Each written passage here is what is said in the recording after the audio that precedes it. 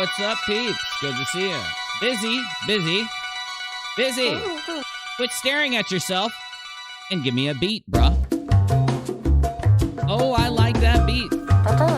They can't hear me, Busy.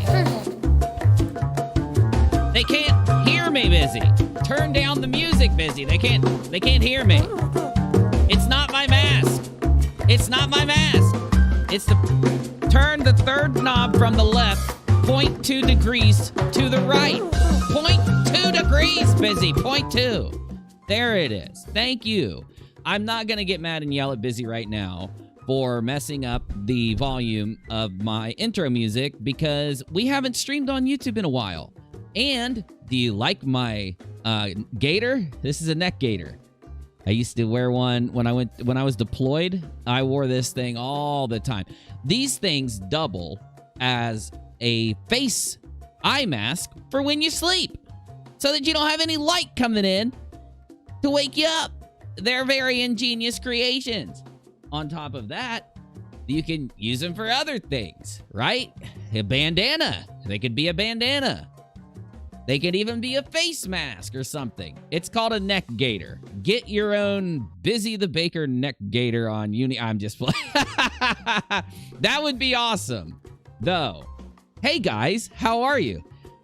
God bless America. Are there insane things going on in the community right now? But I don't want to talk about it here on YouTube, because even if I just talk about it because of, like, any normal reason, because it's extreme, because it's crazy, because it's psycho, I'm going to get accused of trying to profit off of talking about the kombucha.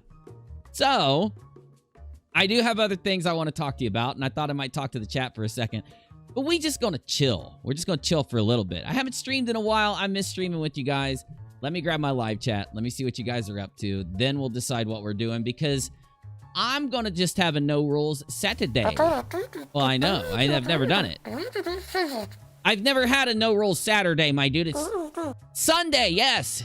Typically, Sundays around here are what we call no rules Sunday. And how that started is I used to stream every day for long periods of time when I was trying to establish my show.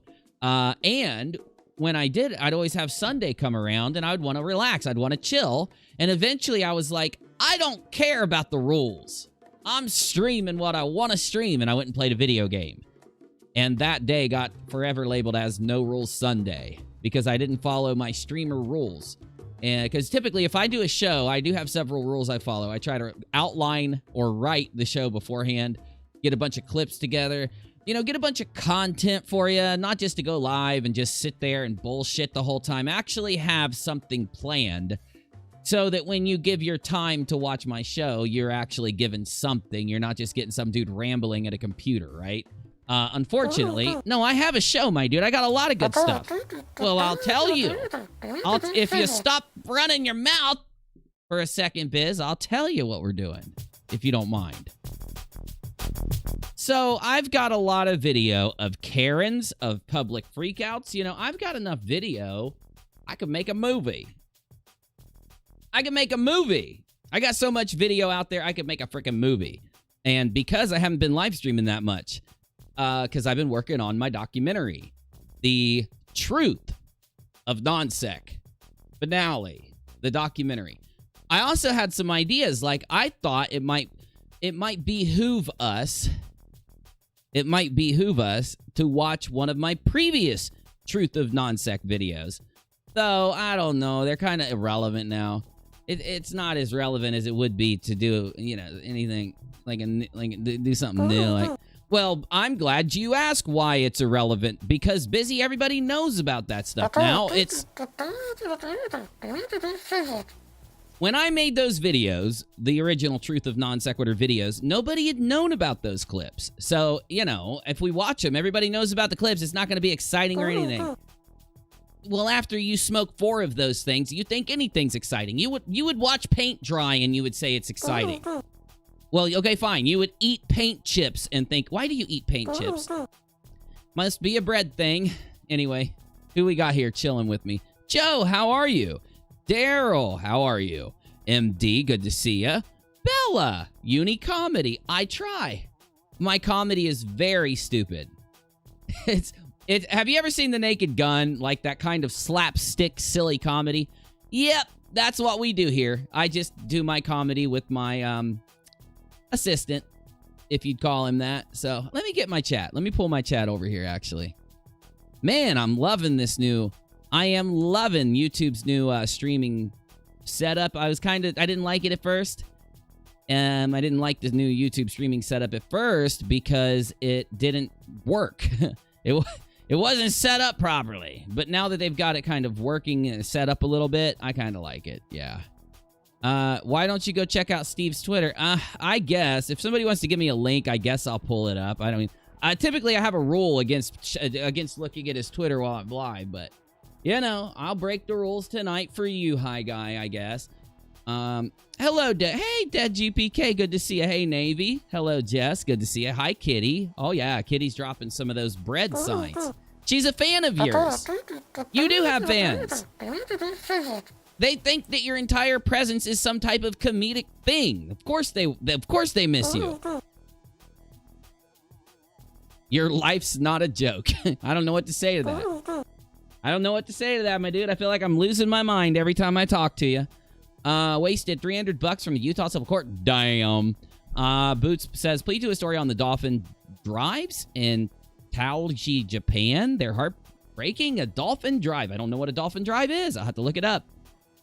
Kitty says that it's deactivated. I know. I'm trying not to talk about it, but you guys are going to force me to. I don't mind talking about it. Though, it would be your fault if we did talk about it. We'll figure it out later. Old man Dan, how are you doing? Kitty, we can't get enough of busy. I can get enough of busy. Me, myself, and I can. Now, I know you guys love the guy. It's the only reason he still has a job. I would have fired him. In fact, I did fire him. Many times, yes. At least 18. Realistic number. I'd say I've fired you at least 18 times. That's no joke. That's serious. I've at least fired you 18 times. Why not 19? Because I'm trying to be honest. I'm not making it up. You want me to make it 19? Just keep on rambling. I will not argue with them tonight. I apologize. Busy? Stop pushing my buttons. Push the buttons on the soundboard. Push those buttons. Okay. Howdy, y'all. I can move on to much more funny things. Finally, woohoo! If you think me arguing with a piece of bread is funny, then you're in the right place. That I know.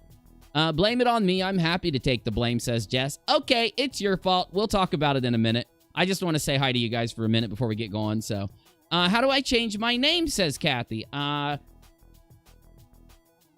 mean on YouTube? Just type it into Google. It'll give you step-by-step. I don't know. So you'll have to do it there. But it'll give you step-by-step instructions. If it was done in preparation for a possible shit show on Wednesday, then I'll have to give him props for the idea. Well, it is Monday. Monday is the deposition of doom. You could have put some music on when I said that. You could have, some kind of dramatic... We'll do it again then. The deposition of doom. Okay. Why is it every time I tell you to do dramatic music, you pick hula dancing music? This is 100% hula dancing music. How do I know? Because you wear a hula skirt every time the show comes on. And shake your hips. Yes, I was getting there. I don't want to talk about that right now, Busy. Usually you do some kind of weird bread tannic ritual.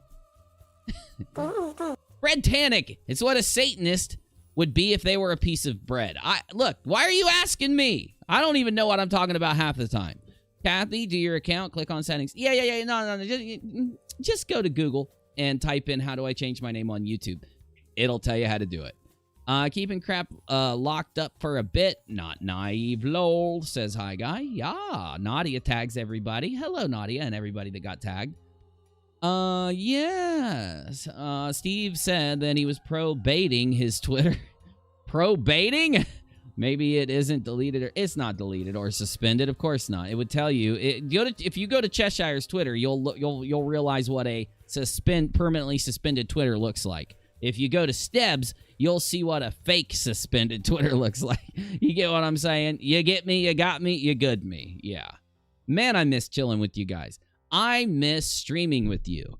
I really like putting on comedic and exhilarating presentations for you that I build in my dome throughout the day. You know, every little thing I take in, if I find it interesting enough, will be logged into a presentation that I typically spit back at you here on the live show on YouTube, typically on UNIRock 2, where we will be doing more of these live streams soon. I've just been trying to perfect my formula. You know, Season 5 of UNIRock, I want it to be the evolution of all the things I've worked towards. So, you know, I'm trying to get back in the swing of things before I just rush there. But we did a pretty damn good show the other day, even though the, why isn't this damn thing working? Why isn't this, my analytics aren't working on my stream or anything. Let me refresh it here.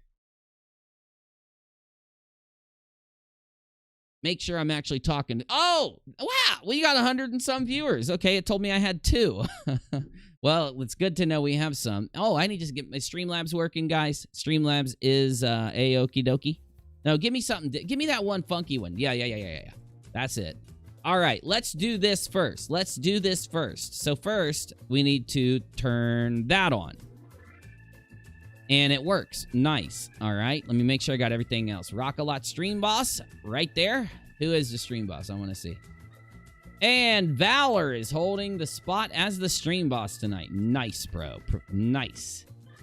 And let's see. Our alert box is right here. All right. And our live chat is right there. Looking good.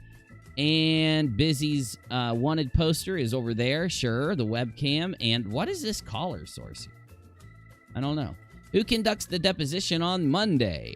It would be Scotty Forbes Lee, Kyle's lawyer, because it's Potts being deposed. So the opposing lawyer deposes the deposee, if you know what I'm saying. So when Kyle goes, it'll be done by Steb's lawyer, and while Benjamin McPottenstein goes, it'll be done. I need a better nickname for the guy. I'm usually good at that. I'm usually good at these nicknames, my dude. I need to figure out I need a brand new busy button. This busy button is not working correctly. You guys can see when I'm trying to make busy. It doesn't work. You can see when I'm doing it. The whole illusion has been shattered. Anyway, he's real. I swear it to you, he is. Oh my God. Well, at least I know what I need to work on before I go back to UNIRock 2 more often, though. Boots Mama, Uni can't fire Busy, unlike Steve. Even Busy was smart enough to sign an actual 50-50 for rockAlot. Very true. But I can constantly kick him out and starve him of crack and blackmail him with it. I am making accusations right now. I'm making all kinds of accusations at you. You're a dingbat. If I do it to you, I'm not going to get sued. You want to sue me? You want to sue me? What, you got a little tiny judge made out of a biscuit? Is that what you're going to sue me with? Oh, I thought so, my friend. Philip, thanks for the support. How can we support Kyle? It must be expensive for him. I'm supposed to be meeting with Kyle this weekend. I know we've only got one more day, but I mean, I'm sure I'm going to hear from him. And I'm going to be going to YouTube and updating you guys really soon. I would say after the deposition, there will be some kind of update. Remember, Kyle only had to not talk to us until the deposition. He's only keeping his mouth shut publicly until the deposition. But Philip, thanks for the support, and thanks for asking. You know, as soon as I know something, you know, I'm just the middleman. I'm just relaying messages here. I just tell you what's going on. I try to do my best to give you where I get information from. That way you can make up your mind. You know, if I tell you I have a rumor that came from the community, then you know not to put a lot of weight into it. But if I tell you that Kyle came and talked to me and told me exactly what Scotty Forbes Lee said, then you can take it that way. And that way you yourself are educated on every piece of where information comes from. And, you know, I don't weigh the importance of information. I let you do it yourself. You know what I'm saying? So hopefully you guys appreciate that, because it is a effing shit show. I went live on UNIRock 2 because I wanted to support Marie. And I haven't talked about this yet on rockAlot, but I guarantee most of you guys know what's going on. And it's kind of, the whole situation's devolved. I don't want to be reporting it. I don't want to be the person who reports any more of this garbage other than to talk to you when Kyle comes to hang. But we haven't streamed in a few days, and it might be kind of, I might need to, like, catch people up on what's going on. I haven't figured out what to do yet. Though, I'm probably going to jump into the gaming room in a little bit.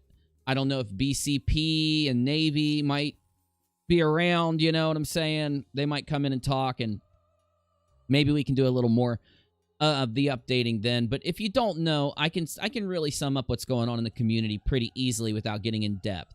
And that's what I'm going to try to do, because I have made promises to the thousands of people that have watched me for years, and they don't mind supporting me throughout the non sequitur case, because they know how important it was for me to make sure that when I came out and I told people what I thought was happening in the non sequitur issue, I caused a flow of misinformation unknowingly.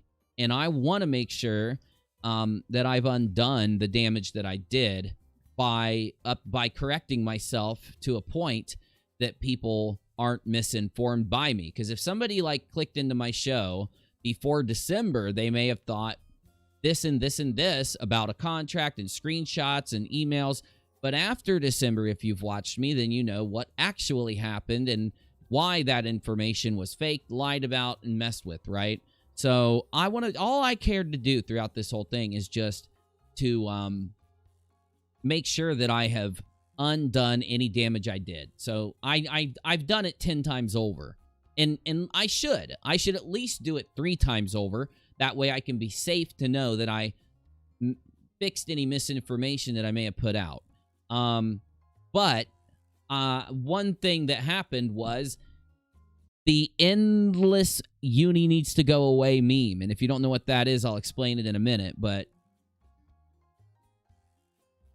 essentially, it's pretty funny. It's a good meme. The best memes are accidental. The best memes are accidental, and they're not forced. And that's the thing about the make UNIRock go away meme. It's something that I didn't do. I had no control over it. And that's what makes it so damn funny. And I talked about it on Periscope the other day, but I was shocked to find out how many people like to hear me break down the memes. So maybe we'll have a, non sequitur meme review sometime. I don't know. Who knows? All I know is I'm happy to have you tonight on 9/26 of 2020. I'm UNIRock, your host for this nightly, whenever I feel like doing it because I'm busy making edited videos, but typically nightly live streamed podcast type thing with me being the host. But of course I got Busy the Baker over there chilling with. Why don't you just interrupt me next time? Oh, please go ahead. It is 10:42 p.m. broadcasting from the East Coast of the glorious United States of America. Like I said, I'm Uni. This. Can you give me a good one this time, my dude, please? Like a really good song, one that we haven't heard in a while. This is UNIRock.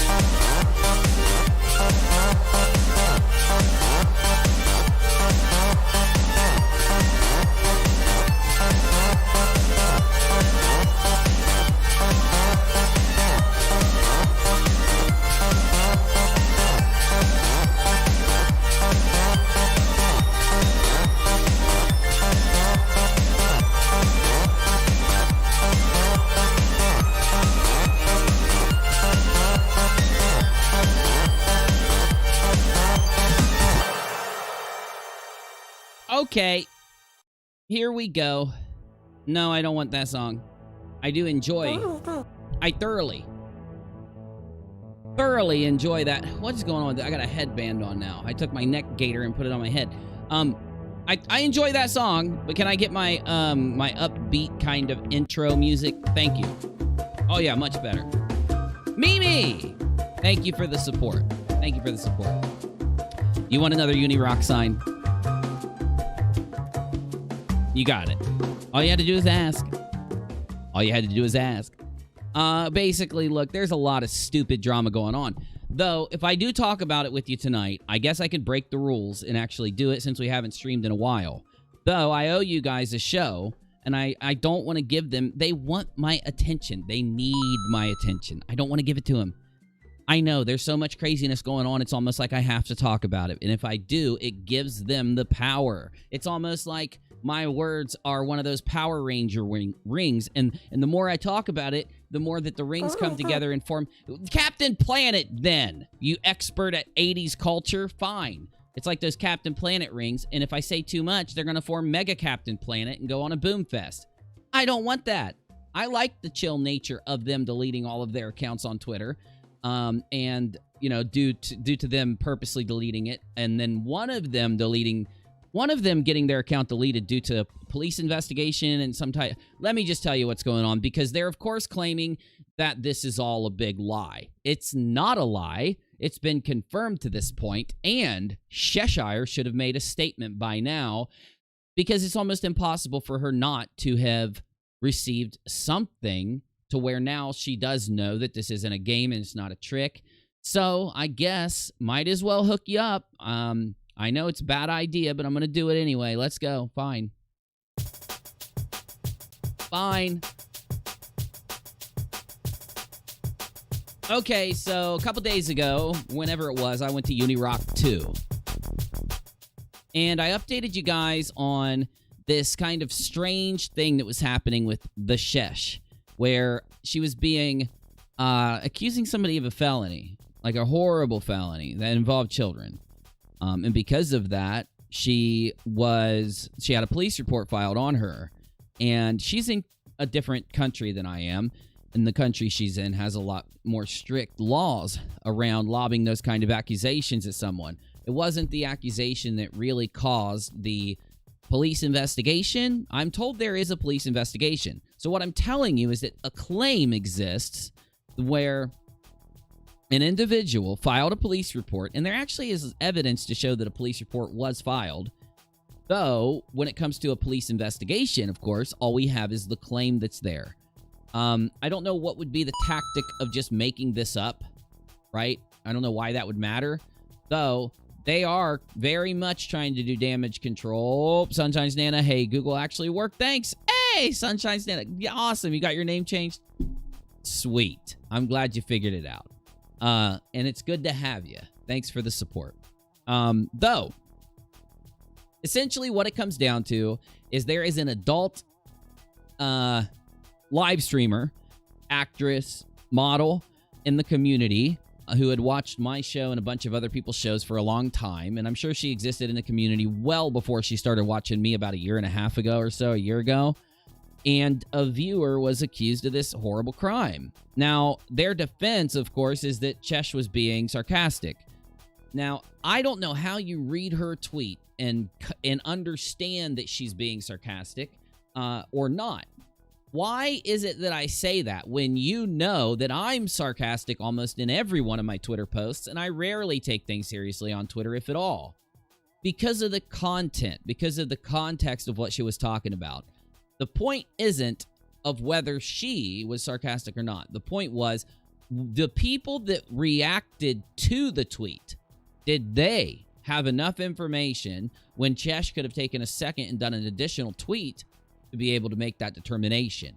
They did make that determination, and her sycophants took it as if she was being serious. Not only did Shesh do this, but just because of Shesh doing this, then several other individuals, all of them a member of the inner cult, the Silverfish cult, if you will, several other members of the Silverfish cult lobbed the accusation further. So that, now, I don't know how I have to even say this out loud, though I don't need to say it to you. You guys are adults. You actually have brains where you have brain cells that you can rub together to form thoughts.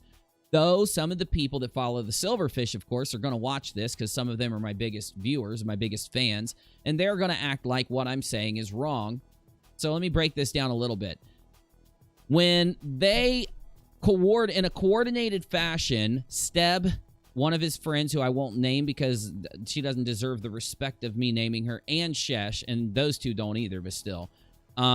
When they lob the accusation out there, their followers, even though they don't have that many left, the ones they have left, live to harass. They live to do this for Shesh and Steb. And they did.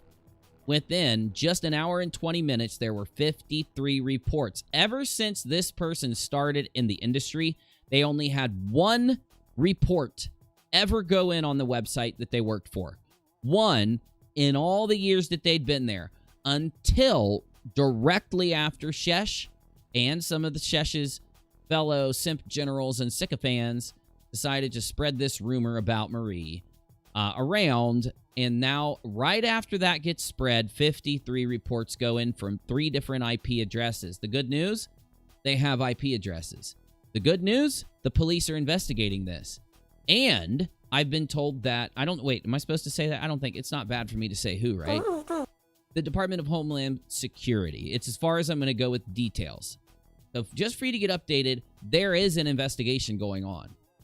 Whether the investigation is mostly within the police or within these other groups, departments, whatever you call them, I don't know. All I can tell you is the surface information. Factually, there is an investigation done by law enforcement, and there's a reason for it. This company has millions of dollars. I would even go as far as to say a lot more millions of dollars than other people are up. Moms in Mayhem. 62 IQ isn't smart enough to understand sarcasm. I smell an SS covering narrative being spun. Me too, Moms in Mayhem. Me too. I like saying your name. Me too, Moms in Mayhem. Me too. I feel like it's a superhero name. Moms in Mayhem, flying in to wreak mayhem on the moms. I don't know. It's funny though. I like saying it out loud. It makes me feel good inside to say it out loud. Anyway, I gotta not be silly. If I get silly tonight, we are never gonna get done. Really, the only thing we can say about the situation is that, one, Cheshire took the time to lob an accusation, and two, did not take the time, even though she witnessed initial harassment start immediately after, to try to post anything to curb it, to stop it. Now, here's where it gets funky fresh.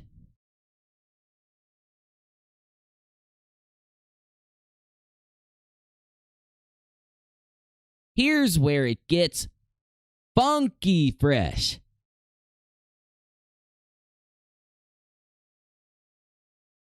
Give me 1 second for just a busy. Mute me right now. Am I muted? Oh, I'm muted, am I? Why in the world aren't you playing my... I said it so you play my song. I said funky fresh. You gotta play the funky fresh. Unmute me, please. Ready? Okay. This is where it gets funky fresh. Oh, okay. He was supposed to do that. He was supposed to do that a few minutes ago, yeah. So, after the accusation went out and the harassment of emails to the boss, emails to the company, reporting across the board, the most SJW stuff that these guys do, all focused into attack mode on this individual, Marie. After that happened, Marie fought back in the most funky, fresh way imaginable. She called the police, filed a police report, and got lawyers involved. Now, of course, the sycophants are already saying that that's just a big old lie. It's just a enormous old lie. That's funky. That is funky and fresh. Very fresh. Stop laughing at me. You don't laugh when I get happy, mister. I was talking to Busy. Anyway, So, God damn it, you suck. These songs suck. Give me something good. I'm gonna fire his ass. So afterwards, some of the sycophants would say, oh, but Uni, and I'm kind of rusty right now with my presentation. You got to let me get into it. I don't feel good either. I have an upper respiratory infection. After the cops were contacting the shit, she was chilling on a live stream, and people witnessed that were watching Marie's live stream, her get a phone call from the boss while she was working, and the boss is like, what the hell? And then basically said, no, you're going to file the report. You're going to actually do something about this, and we're going to give you access to our legal team. So some will say that there is no evidence for this, and it's all a big lie. Or you could say there's a lot of evidence for this, and the sycophants are just ignoring it. Whatever way you want to go ahead and go that way. I don't give a shit anymore. This story sucks anyway. This whole thing sucks. The non sequitur thing is mildly interesting to see what happens with Potts and Kyle. But this stuff, their fucking antics, is not interesting anymore. It's a hindrance to anyone that talks about it. It's a hindrance to my show. If Nate, the lawyer, talks about it, it'll be a hindrance to his show. I can talk about anything. I can play a video game and get the same amount of views that I'm going to get doing this. But I could do other stuff and do much better. So, yes, I said I would talk to you tonight about this because you wanted me to in the chat. And it's a no-rules Saturday. One of the first. Therefore, I don't mind doing something I'm not supposed to do. But I'm not doing it after this. I'm not doing it on YouTube after this. You got to go to Periscope if you want to talk to me about this. Okay. And I'm not even going to talk about it much there. I'm just letting you know. All right, where are we at here, Biz? Update me. Yeah. Oh, yeah, that's where I'm at in the story. Thank you. Sorry, Busy had to update me. So, basically, she got the green light, and Marie did the funky, freshest thing she could do, which was actually defend herself against this garbage. And I'm happy that she did. Now, of course, the narrative on the other side is that it's just not true. Blah, blah, blah. Everybody's lying about Shesh. That is until Shesh's Twitter account was suspended. Now, if you don't know, Shesh is insane on Twitter. She booms out worse than Steb most of the time, which is it's pretty admirable, really. If there was a boom out award, I think she might win it over Steve any given month. Now, over all time, of course, he would take the cake. But if there was a monthly boom out award, she might take 1 or 2 months away from him a year because she's just as much a boomer as he is. Really bad. Though, essentially, now that this is all settled down and her account's been deleted, of course, what do you think happened? Hey, thank you for joining, Sunshine's Nana. Nice to have you. Welcome to the fam. You are now a member of the Rocka Squad, one of the most illustrious clubs on the planet. We've got a crackhead piece of bread. He's pretty funny. He's entertaining sometimes. I said sometimes. No, not all the time. Because you're annoying some of the time. Not all the time. And we've also got a sleepy dog. Hey, yeah, I've got a beard. These are all things you get when you join. Thank you for joining.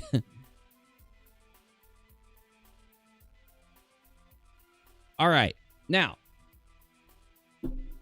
where am I? I told you I'm sick today. I got a respiratory infection. It's going to be a slow roll. Usually I'm on point. It's going to be a slow roll.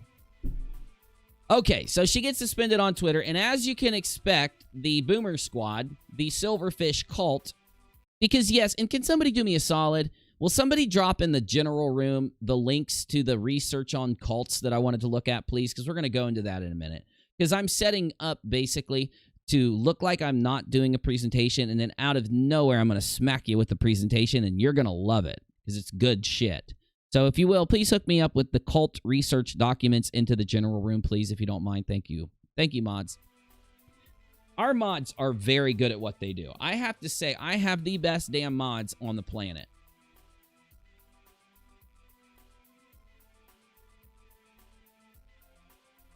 I got a vape.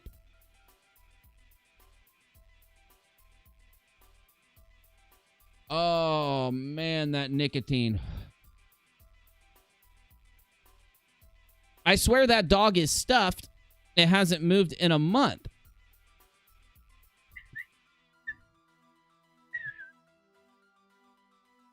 Hey, bro.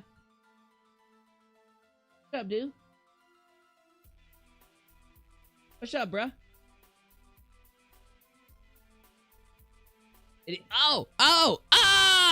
Oh, he moved. Boots' nickname is Bitsy because she's small. Every time you talk to Busy, she thinks you're talking to her. Okay. Oh, Bitsy. Boots is Bit. Oh, that's so cute. Bitsy. Hey, here, Bitsy, Bitsy. Kitty, kitty, kitty, kitty. I am the silliest live streamer that's ever existed. If anybody that's not from my audience is watching right now, they are like, why do you watch this show? I'm rusty. I haven't streamed in a few days on YouTube. And I just want to sit here and vape. Oh, it feels good.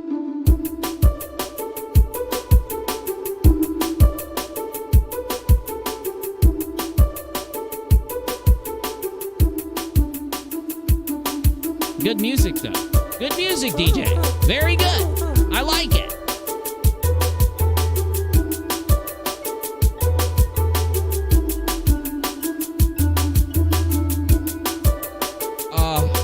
Oh my goodness. Old man Dan in the house. This is for Kibbles. No crack for Busy. Oh, hey, he's beating you. Yeah, you better step it up. Oh, hell no. Not a breach of contract. Not a breach of... We wrote the contract on a piece of crack. And no way. Not a breach of contract. Okay. I don't know how you write on crack. I don't know. I don't have much experience with crack, okay? I'm trying here. Back to the story. Breaking news. Breaking news story. I don't have my breaking news. I don't even have my damn breaking news, man. God damn it. Can you play the breaking news for me, Biz? You don't mind? Really? I don't need to tip you or anything? Oh, he's gonna do it. You're actually gonna do it. All right. That's not it. I mean, I like that. That's not it, though. Oh, God bless America, Busy.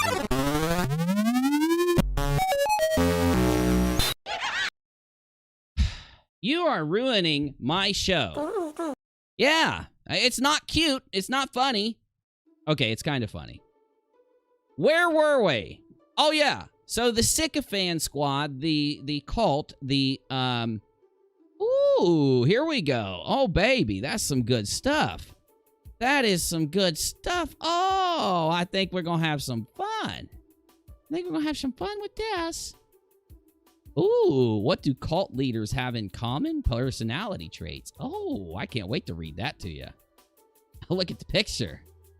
Wow. Damn, that look good. Oh, hey, that's pretty good. I like it. I like it. I can do that. I'm brainwashing you like Steb. Now you must love me, and I am a silverfish. Woo, I'm a silverfish. Okay. I lost the show. It's gone. No, I didn't, because after Cheshire got her account suspended, it proved the fact that she was being investigated because she wasn't struck down like her sycophants say. She was suspended because lawyers and police investigators disabled that shit. That's what I'm told. Now, if you can prove to me that you do have a police report out, you can prove to me you are talking to your lawyers about this, and then her account goes down immediately after when her account has never gone down, yeah, I'm going to give you some credence. I'm going to give it a little bit of credence here. And that's exactly what happened. So, basically, the sycophants reacted in the way you would expect. They acted in disbelief. They claimed out of nowhere that for the first time ever, Shesh had finally done something that caused people to false strike her Twitter account into oblivion. Nice try, dingbats, but it didn't work. Of course, they may convince, all 10 of them may convince each other of these things. That's fine. But they're not fooling any normal person. They're not fooling any normal person. So anyway, essentially, everybody, when they saw the account go down, was like, oh shit, I wonder if that's what it is. And then later, we were given confirmation that that's what it was. Oh, Uni, show us stuff about this. I'm not even reporting this. I'm just telling you what happened today.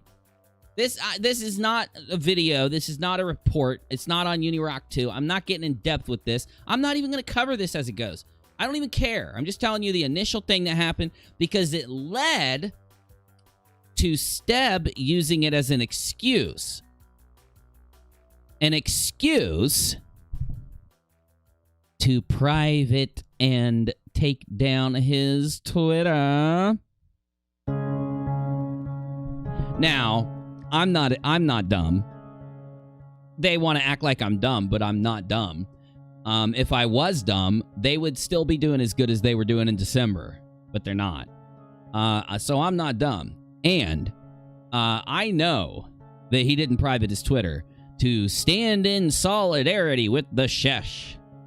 You get me? Why are you going to take down your primary method of interacting with your cult and leading them because your assistant decided to make a felonious accusation? It's a felonious false accusation at somebody and get in trouble? Oh no, I'm not buying it. But it's the perfect thing for someone to do who is worried that Potts won't show up on Monday. And that's when it hit me like a ton of Busy's crack rocks. God damn it, Busy. No, get the camera back over. I'm not going there yet. I'm not going. That's when it hit me like a ton of Busy's crack rocks. Eureka! Wow, Eureka. Something funky is going on. And he's worried about Monday because here, let me get, you know what, Busy, it's been so long since we busted the billboard of doom. We used to bust the billboard of doom out all night, bro. Oh, Busy, yeah, man, we were just getting crazy on that billboard. Oh, I know, bro. That's right, getting crazy on the billboard of doom. It looks good. Damn, that billboard of doom looks, what is that? Is that a horse? That's a horsey? Oh, you've been drawing. It does not look, it doesn't look at all like a horse. It does not look like a horse, Busy. I guess that is not. Why did you draw that? What were you doing? Were you just drunk or? Okay, 4 crack pipes at once, and then you just saw a horse. Okay. That's not normal. No, it's not. It's normal, UNIRock. It's normal for people to see horses when they smoke crack. Woo, woo, woo, I'm busy. Woo, woo, woo, woo. Come on, Busy. Oh, don't cry. Don't cry. I'm sorry. Busy, come back. Oh, well, at least I can actually talk to you now that he ran out of the room crying because I made fun of his horse. Anyway, we got the billboard of doom. Because there are... Oh, I need... No. I need it. Well, yeah. There are 2 things. Yeah, I get to use a pen. I get to use this awesome pen to draw on the billboard of doom now. It's like an upgrade. I upgraded the studio.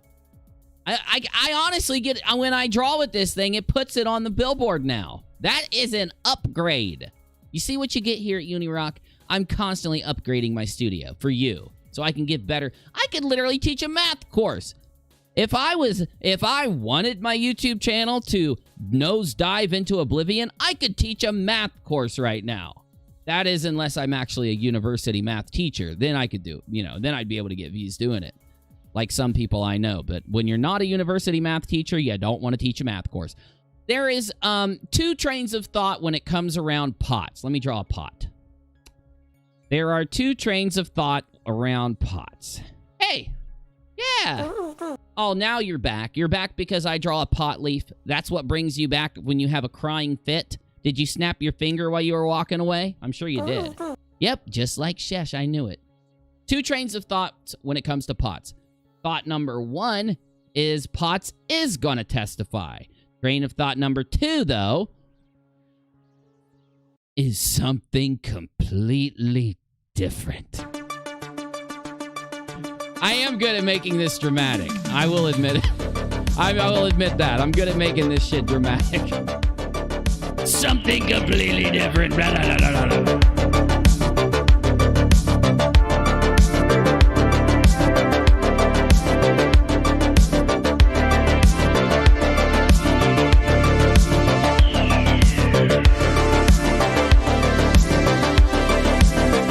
I have not yet, Nadia.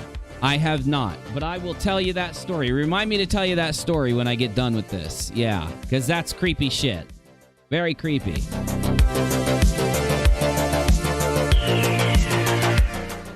I'll stop hamming it up, y'all. I know. I'm dragging this shit out, hamming this shit up. You're like, get to the point, UNIRock.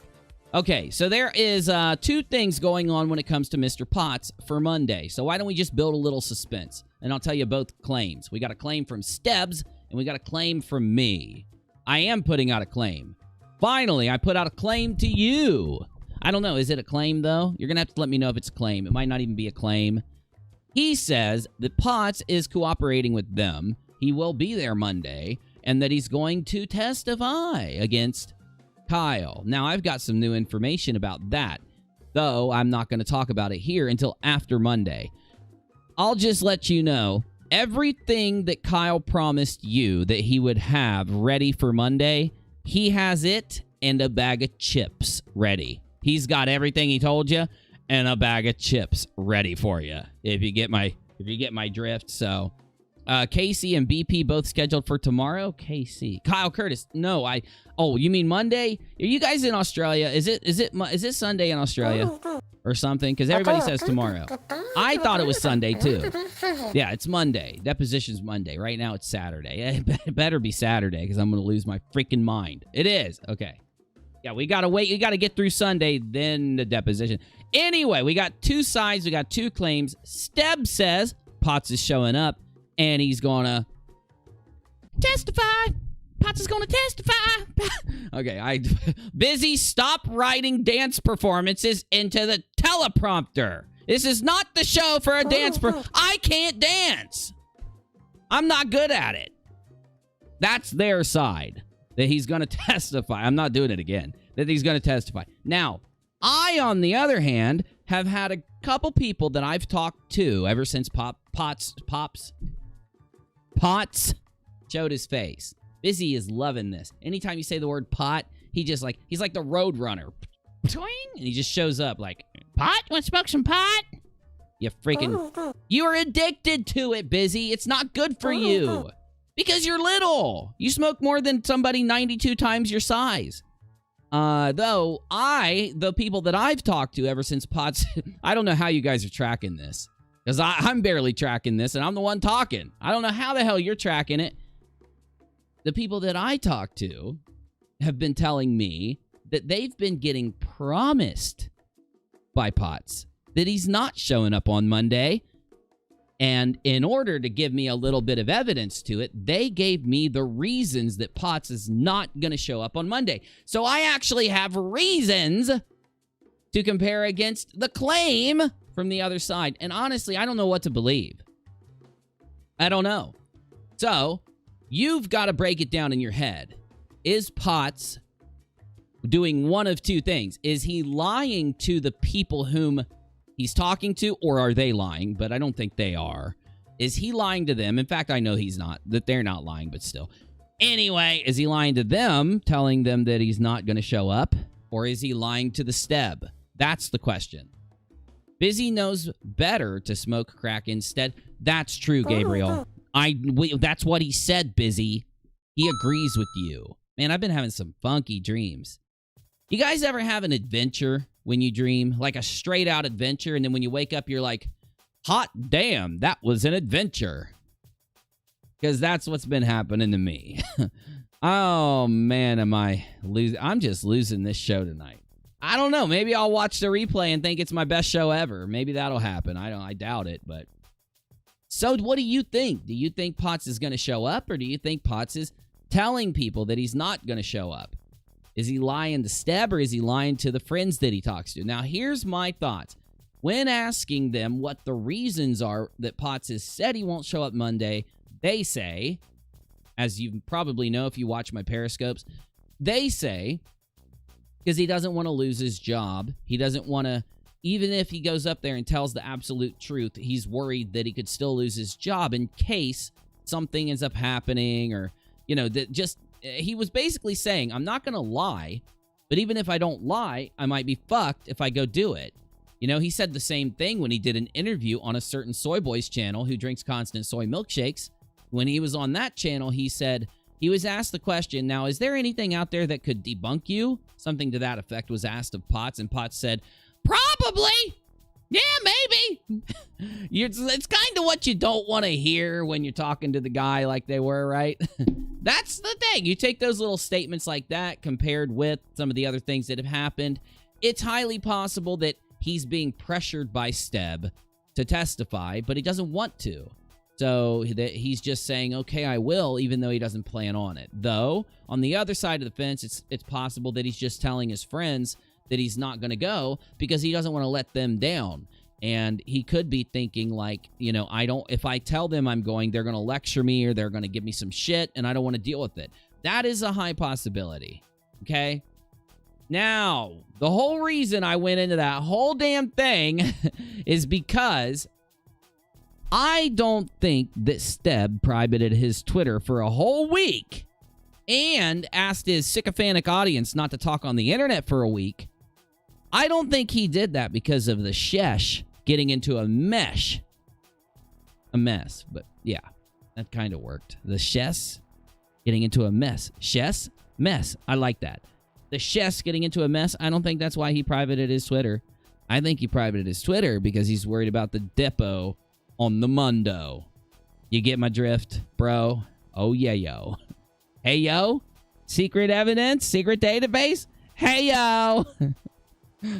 Sorry, that's a meme. No memes during presentations. It's a rule. Close the billboard of doom, please. Thank you. Now, all of this kind of equates to the mess that's going on right now on social media. So essentially, that's the big thing people were talking about. I wanted to kind of update people. Yeah, when we started the stream, that's what people were talking about in the live chat. They were talking about how out on Twitter, all these weird things are happening. And, Zag says Kyle has proof. Potts doesn't. Yo. Exactly, bro. Hey, Shopaholic. Good to see you. Glad to see you here. You get what I'm saying, though? Yeah, I agree with you. I think that Kyle has basically confirmed to people that he does have all the evidence that I'm not going to tell you what it is until after the deposition. But oh my God, when you find out, you're going to understand why I've said that Kyle is coming to this deposition with nuclear bombs ready, and that the opposing side is coming with a butter knife, a really dull, half-broken butter knife. And I normally I would tell you why I have come to that conclusion, and I don't like telling you things but not telling you what brought me to a conclusion. But I will tell you after Monday, okay? After, like, Monday night, I'll tell you. So, Zag says you're allowed to take the fifth with little consequence. You don't have to out your own lies. Others have to prove you lied. Yeah, true.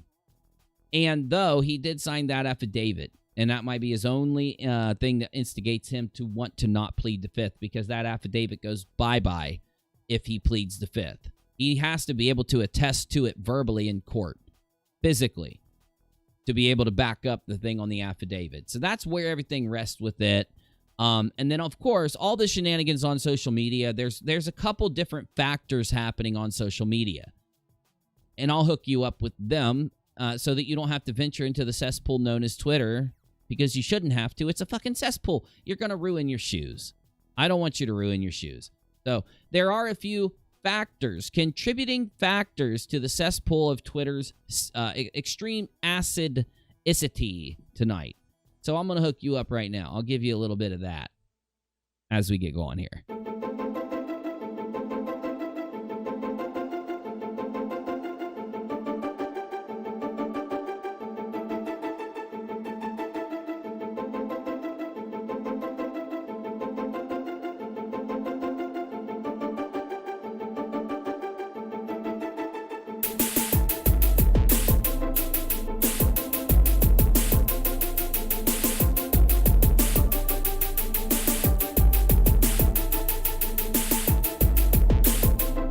So,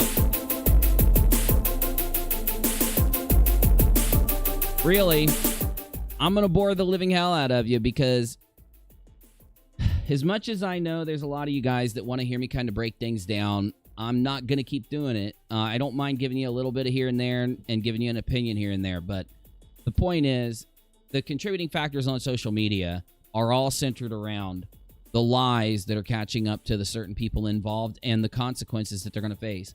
I was educated on the fact that their inner circle used to be bigger. And there are a few members of that inner circle who have disappeared over the last few months. And in the last couple days, I was given evidence to why they disappeared. And it turns out that this whole thing with Marie, I made the statement on Periscope that I need to fix right now. I was incorrect. I was incorrect when I said that Marie is the first person actually pushing back to these guys doxing, harassing, and doing what they do. Steve and his, harassment crew. There have been other people that have pushed back, have served people, have started police investigations, and the 3 people who had that happen to them out of his inner circle are ones that have disappeared in the last few months. They used to be very vocal. They used to say a lot of stuff. They used to do a lot of backing for Steve. And after they got served and after they got the police investigation started, these guys just kind of ran off and did other things in the last few months. Some of them left YouTube altogether. Others have just laid low doing their own thing since it happened. So that was very surprising for me to find out. I'm glad. Thank you to the person who corrected me on that, and I am admitting that I was wrong when I reported that on Periscope that Marie was the first, though I still am very happy that Marie is taking the links that Marie is taking.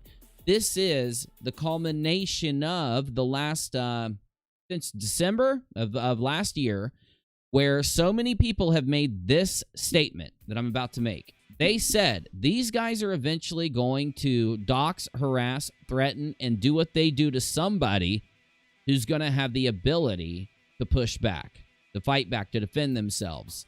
They're eventually going to mess with the wrong person. And they've already messed with the wrong person a couple times. They should have learned a lesson. Because once they did this again, 2 things happened after doing what they did to Marie. 1, Marie pushed back heavily. And 2, a pattern has emerged. And yes, it's a pattern of harassment, yet we already know they do that. That's not the major pattern that emerged. The major pattern that emerged, they constantly accuse somebody of doing this kind of thing or something similar so that they can get other people to dogpile on that person. And since they did this to Marie, remember the task force of people that looked into their GoFundMe campaigns?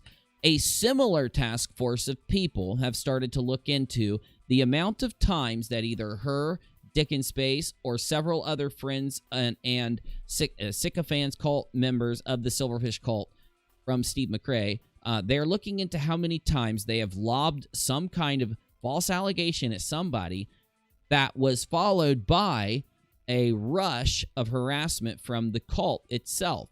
And they're starting to make really good leeway with this. I'm actually very impressed.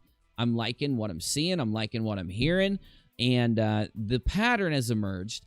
The tactic they've used has emerged. And turns out people like Dick in Space have been doing this kind of thing for a really long time on Twitter.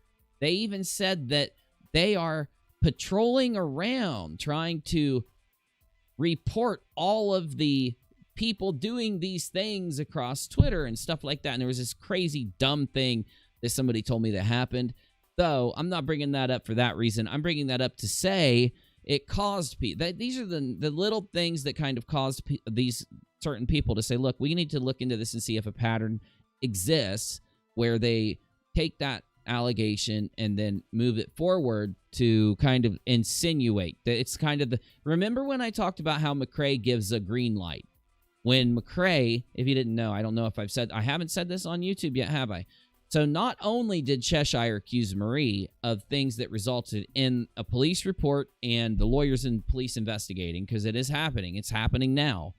It's true. I know, sycophants, you don't want to hear it, but it's true. You don't have to believe me. You can wait until she tells you in private, and then you go around acting like you never heard it, like you did with the NDA, but still. Though McRae did the same thing to Marie that Shesh did. And now that could be a factor in why he privated his Twitter. Though, I haven't even told you the most juicy bit. Everything I just said is really bad. But what if I told you that McCrae tried to take the work of a court worker, a transcriber, and he was so desperate because he's losing patrons, he's losing donators, he's losing support because he doesn't do content. And all he does, he's not like me and doesn't have the edited videos that he works on or the gaming videos or anything else, right? So what he's done is he went and tried to beg for like 12 patrons and tried to sell the court transcript as the incentive for people to join Patreon and memberships on his channel. That is against TOS for both of those networks. I'm just telling you. I don't care. It's just, hey, he does his thing. And he tried to do some weird booming damage control around that, acting like, I'm going to go to jail because we sold transcripts. No, whether you get in trouble for it or not, the issue is you broke TOS on both networks by taking something that you did not create and took someone else's hard work, their daily job that they do for the court. Yes, the court transcriber is the one that makes the money from those things being sold. The court transcriber is the one who gets paid to do it. It is their work, not you. So him taking this court transcriber's work, buying it, he had someone buy it for $130. He had a viewer or Ruhif or someone buy the transcript, and then McCrae took it and copied it and gave it to all of his Patreons and channel members. So a lot of people criticized him, but even more people criticized him from his own camp. All of these dumb things. Now I finally am at the end of this stupid story. Tell you these Steve supporters that have disappeared. Oh, yeah? How many? McCrae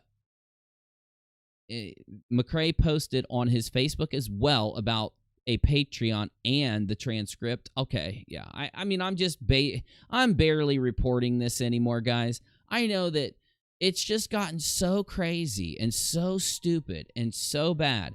You know, I said this the other day. There is no argument for why he should be able to take the court transcriber's work that the court transcriber sells and give it away for free on his Patreon to try to incite people to join. You know, you're supposed to make your own thing and give it through your Patreon. Make videos, make songs, make art, make drawings, make whatever, and give it through your Patreon and channel memberships. Any YouTuber, I don't care who it is, any YouTuber that goes out and takes someone that works as a transcriber, I don't care whether it's a court or somewhere else, and you take that person's stuff, you take that person's work, and then go and sell it to your audience. I don't even give a fuck. Like, he could make the art. I guess his defense would be, but the court transcriber didn't lose any business because of me. These guys weren't going to buy it anyway. I don't know what his defense would be. I assume that would be, who cares? You can't do that, dude.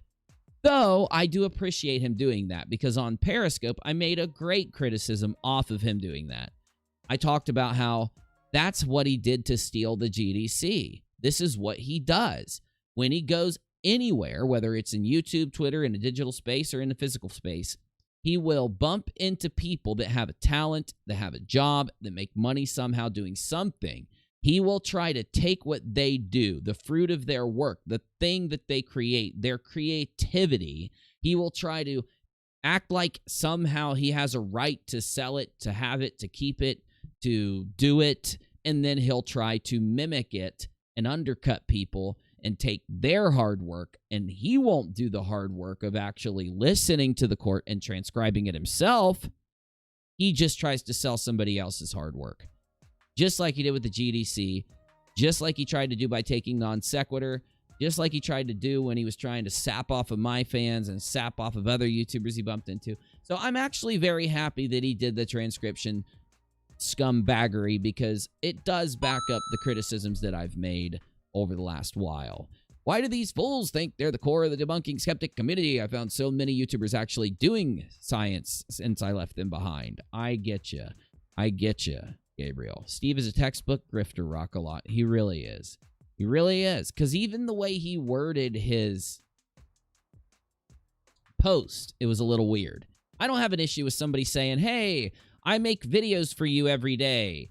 Donate here or whatever. You know what I'm saying? Like Lee does on Twitter and, you know, the Twitch streamers and everybody. I don't have an issue with any of that, but I have an issue with you taking somebody else's work and trying to sell it as an incentive on your Patreon. Like, even if you took somebody else's drawings and sold them on your Patreon, like Steve just did, you would get criticized across the community. It's happened like so many times, right? And I don't know why he thinks I guess because his lawyer was in that courtroom, somehow he deserves to take the court transcriber's daily living and sell it to people. I don't know how. But then again, this is him. That is what he is.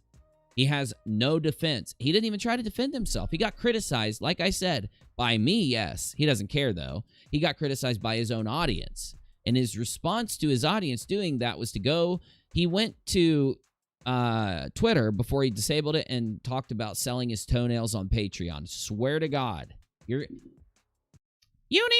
stop trolling me, says Busy. Thanks for saying it, Biz. I'm not trolling you. He posted that on Twitter. If I gave a shit, I'd pull it up right now and show it to you because I have the tweet in the current live stream room, but I don't want to. I'm just trying to catch you up here on YouTube from the last few days of what the goings on, like I was asked to by the audience in the beginning here, and give you my quick take on it before we do other stuff. But that's what it breaks down to. That's where it's at. That's where I'm at with it, okay? I am at the point where there's no defense for what he did, and his response trying to say that he was selling his toenails on Patreon and that he said he was going to start a new YouTube channel where he makes up claims about other people, makes things up about other people, false things about people, and shoots. What he's trying to do, him and Manya, he's told Manya to do this too. They're trying to go around and tell people that the only thing the UNIRockers do is make up things about other people and then put it out so that they can shit post and make money off of it. And all it takes to know that that's a lie is for you to watch our show or watch one of my streams. That's all it takes. Go and watch it. You're going to hear me differentiate between what is a fact, what is an opinion, what is a rumor. You're going to hear me give you breakdowns, my thoughts, just like any person should have a right to do on the internet, right? I'm going to do it the most fair way I can. I'm going to try to incorporate their side, their defense, their points into it. The issue is they don't have a defense anymore. They don't have points. They don't have a side. It's devolved so far that any of the people that gave me shit back in December and said, I can't believe you criticized the steb, you big meanie.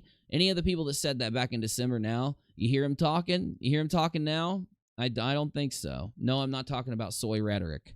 Soy rhetoric will defend Steve, even if Steve ends up turning into a warden and doing those things that warden's charged with. Reds would still defend him. So he doesn't count. You'd have to at least be somewhat skeptical to be included in that statement. So anyway,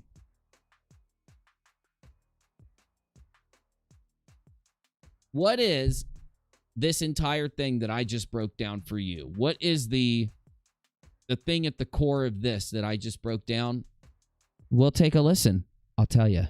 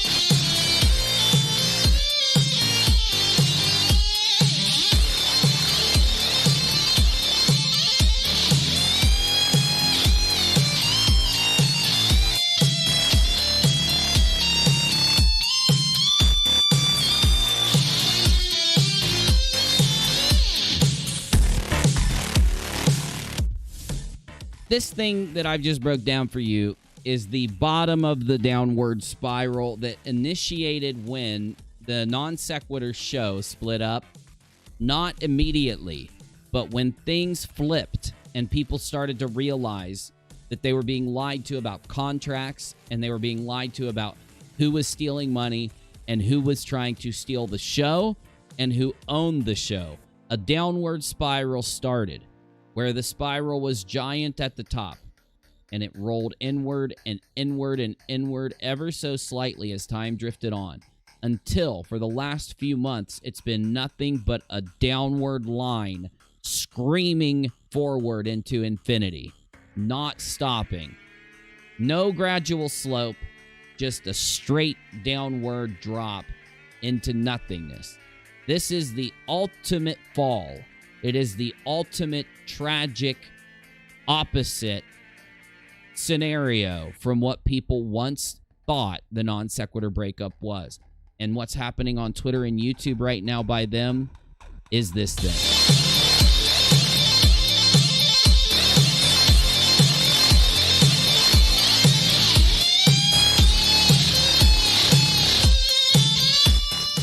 And it's boring. I'm tired of looking at the negativity. I'm tired of seeing it. I'm tired of it being a part of my community. And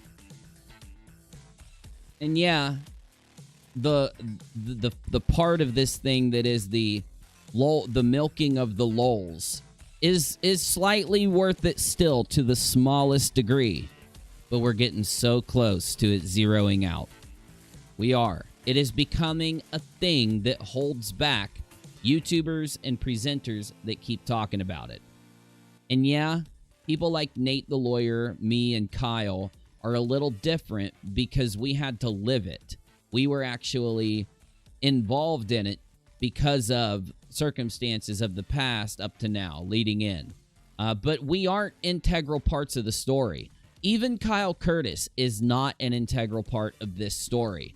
Because in reality, like I said earlier, the entire hijacking of the GDC shows that this thing that we're seeing happen from Steve, going in and taking other people's creative works and trying to brand it as his own, monetize it, and then take money in from someone else's thing, is actually the real issue.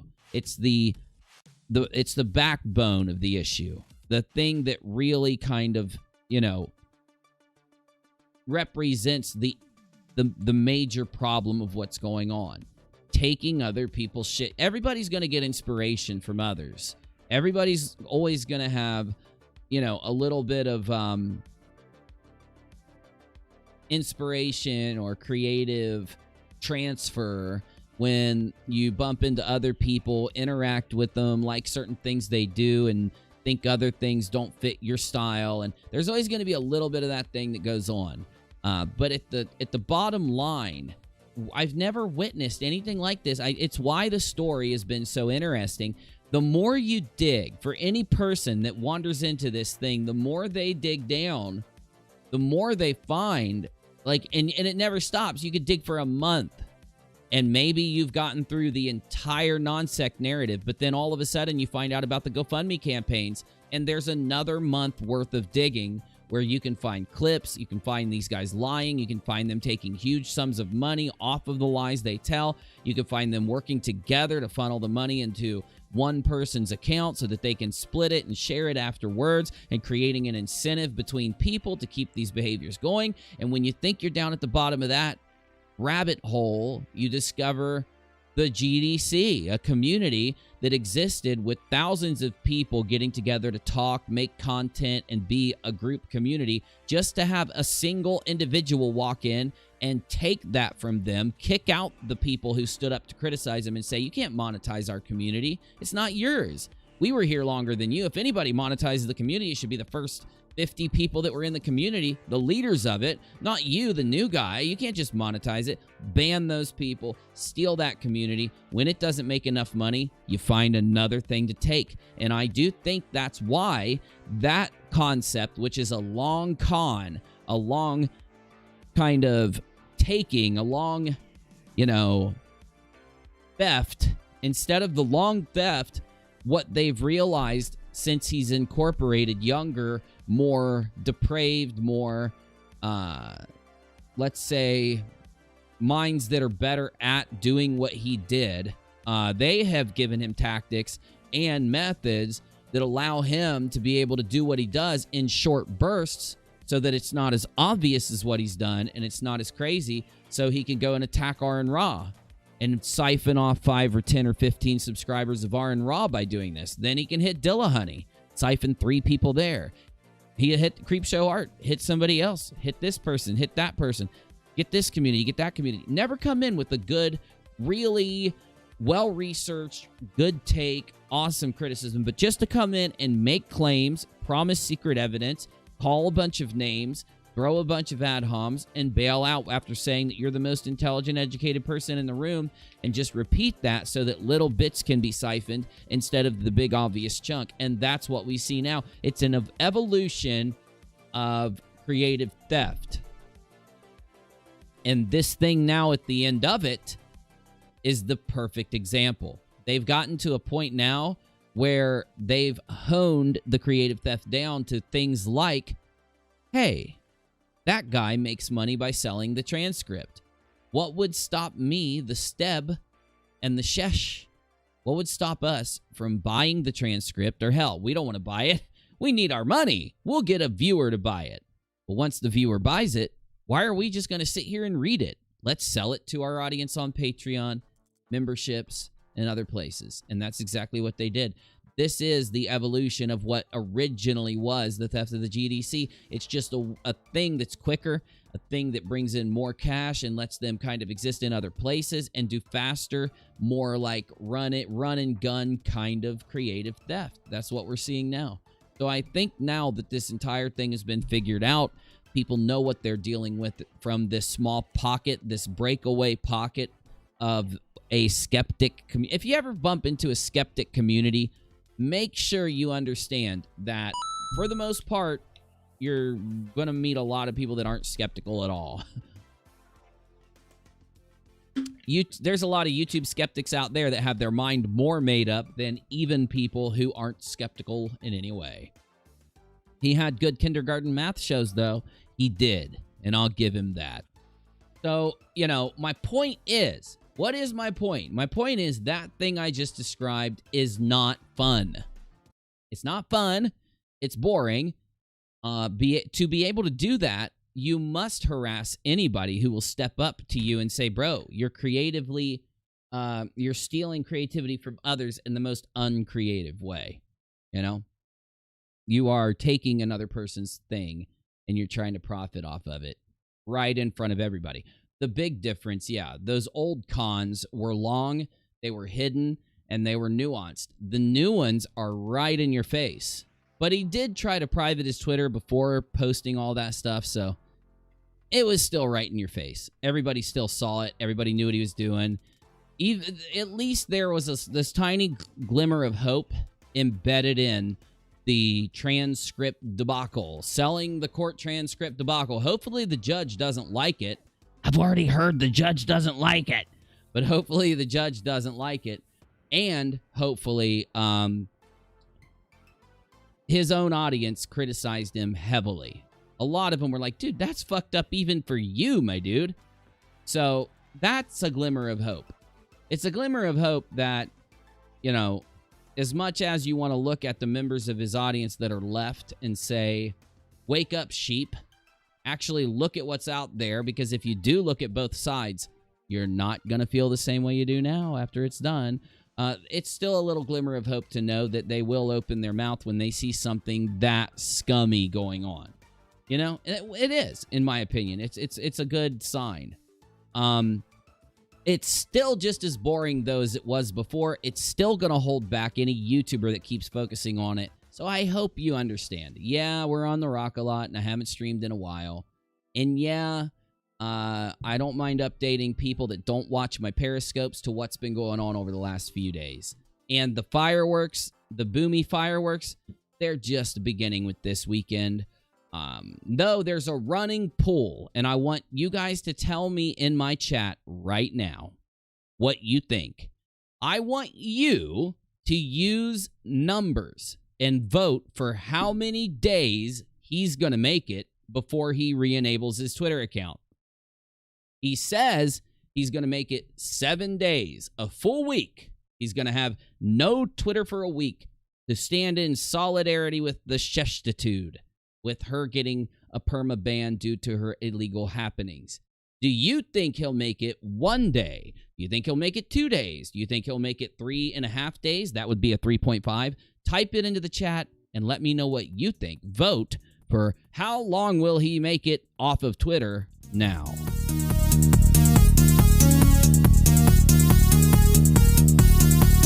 If you want to just vote for hours, just type in 1 hour, 2 hours, 5 hours, 7 hours, 12 hours, 15 hours. And if you want to do it in days, you can use a solid number for a day, or 1.8 would be 1 1/8 day. 1 7/8. Busy, fix the teleprompter. It would be 1 day and 80% of the next. Janie says, as long as it will take to clean out all the defamatory tweets. I agree.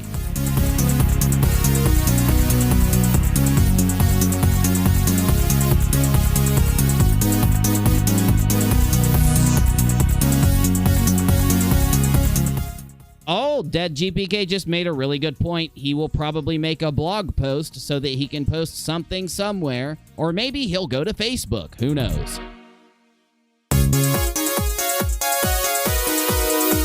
How long will Steb make it off of Twitter is the question in the chat. How long will Steb make it off Twitter?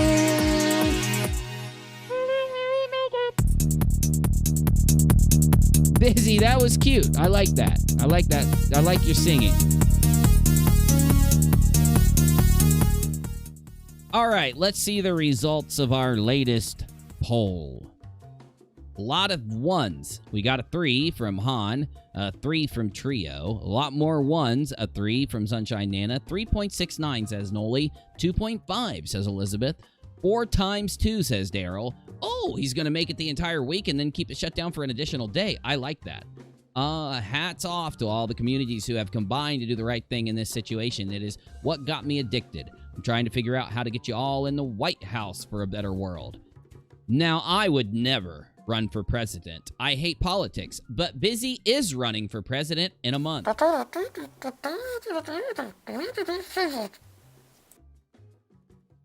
You're not going to be a Democrat or a Republican? Why not, bro? Libertarian? No? There's no such thing as a crackatarian, Busy. Okay, fine. You can describe me to what a crackatarian is after the show. I'm busy right now. No, I'm not you. I'm not. No, I'm actually doing something. I'm doing a show. You crackatarian. Okay, Nadia says 3. MD says 2. Janie, as long as it takes to clean out the defamatory tweets. Oh, that's definitely what he's doing. He's definitely like, hey, make sure you go check on Social Blade to see how many tweets he shaves off while it's down. Yeah. 2x4 says Daryl. I like that. Yeah. 7, but he'll use socks. Oh, adorable snowflake. Yeah, I said that on Twitter earlier today. I was just slaying it on Twitter earlier today. I'll show you. Oh my God, you guys got to see this. I was going crazy on Twitter today. Oh, let's go crazy. Okay. And hey guys, why was her moves? She came in peace, just wanted to start over. Coming in peace, she likes Uni. Yeah, if Chris got banned, I'll unban her right now. Well, after the show, yeah. Because I like Chris too, and I know Chris and me go back and forth, and I'll unban Chris anytime she gets bans. I don't permaban. If you can, let her know I'll unban her as soon as I get a chance, because, you know. Anyway, Joe, it's too late to talk. It's too late to even talk. All right, now, you've got a feeling for now what you think about the sock account thing from Han. I'm sorry, from Adorable Snowflake. Though, take a look at my Twitter. Okay, all right. I got some breaking news for you. Breaking news. Oh, his closet is too small to stay off of a line any longer. True. Breaking news. Steb and crew think that hiding their Twitter is going to stop the investigators from finding their harassment campaigns. Also, breaking news. Twitter has all their old tweets, so hiding their Twitter does nothing. More breaking news. This shows that they scared. Then, breaking news. Potts not showing up is so scary to Steb and crew that in preparation and to try and sway investigators, they disable their Twitters. Then, also breaking news. Told you so. Also breaking news. New sock accounts pop up all over Twitter just moments after Steb and crew disabled their Twitter accounts. These socks talk and act exactly like them. Damn, that's some good breaking news for you coming from my Twitter account. So, anyway, my final thought of tonight's quick update to the live chat, bringing up some points that they wanted me to update you with, and I went ahead and did it because I don't mind doing it for you because I love you. This will they'll only stop when they get starved of attention, and what they'll do then is find other communities to attack and fuck with. So, of course, I hope you take my lead in me moving away from all this. Of course, the publishing of my documentary is like my final hurrah in this thing, though I will update you at the end of the non-sec court case, of course, or with any major update. Without a live stream, it'll be done on video, edit, upload. But the best thing to do is to just move a lot of what you're doing around this kind of topic, these kind of topics, into more private discussions. Discord servers, group chats, take it off of the public space because they need us in order to have content. They've proven that, and we don't need them in order to have content. And in the end, I think that once we really start, doing that, they'll, lose their shit and they'll try to bait us for a good week or two, and then they'll give up and move on to go harass other people. So that's what'll happen. Anyway, really quickly, though, I do have this awesome observation that me and the squad fam have been making about this group for the last few months. And it's ramped up to where lately, after doing a little research, we can honestly say we have found the literal perfect way to describe the group of people that we've been discussing. And the only way to describe them is to call them for what they are: a cult. Professor Dave Explains says in one of his videos, "You're a cult. You're not the kill yourself with Kool-Aid kind of cult, but you're still a cult." It's in one of his debunking videos. Professor Dave Explains, these guys are the Kool-Aid kind of cult. They're the drink the Kool-Aid and viciously attack people kind of cult. Anyone that criticizes them. Why do we call them a cult? What makes them a cult? I'm going to tell you. Thank you, Joe. I appreciate the support, and I hope you're doing good. So let's take a quick look. What do cult leaders have in common? And are they any of these things going to be represented in this cult that we've been talking about lately? Let's take a look. In order to have a cult, though, they do need one major thing: a narcissistic leader. And not just a narcissistic leader, a hardcore narcissist of a leader. Let's get going, though, really quick with the Silverfish cult.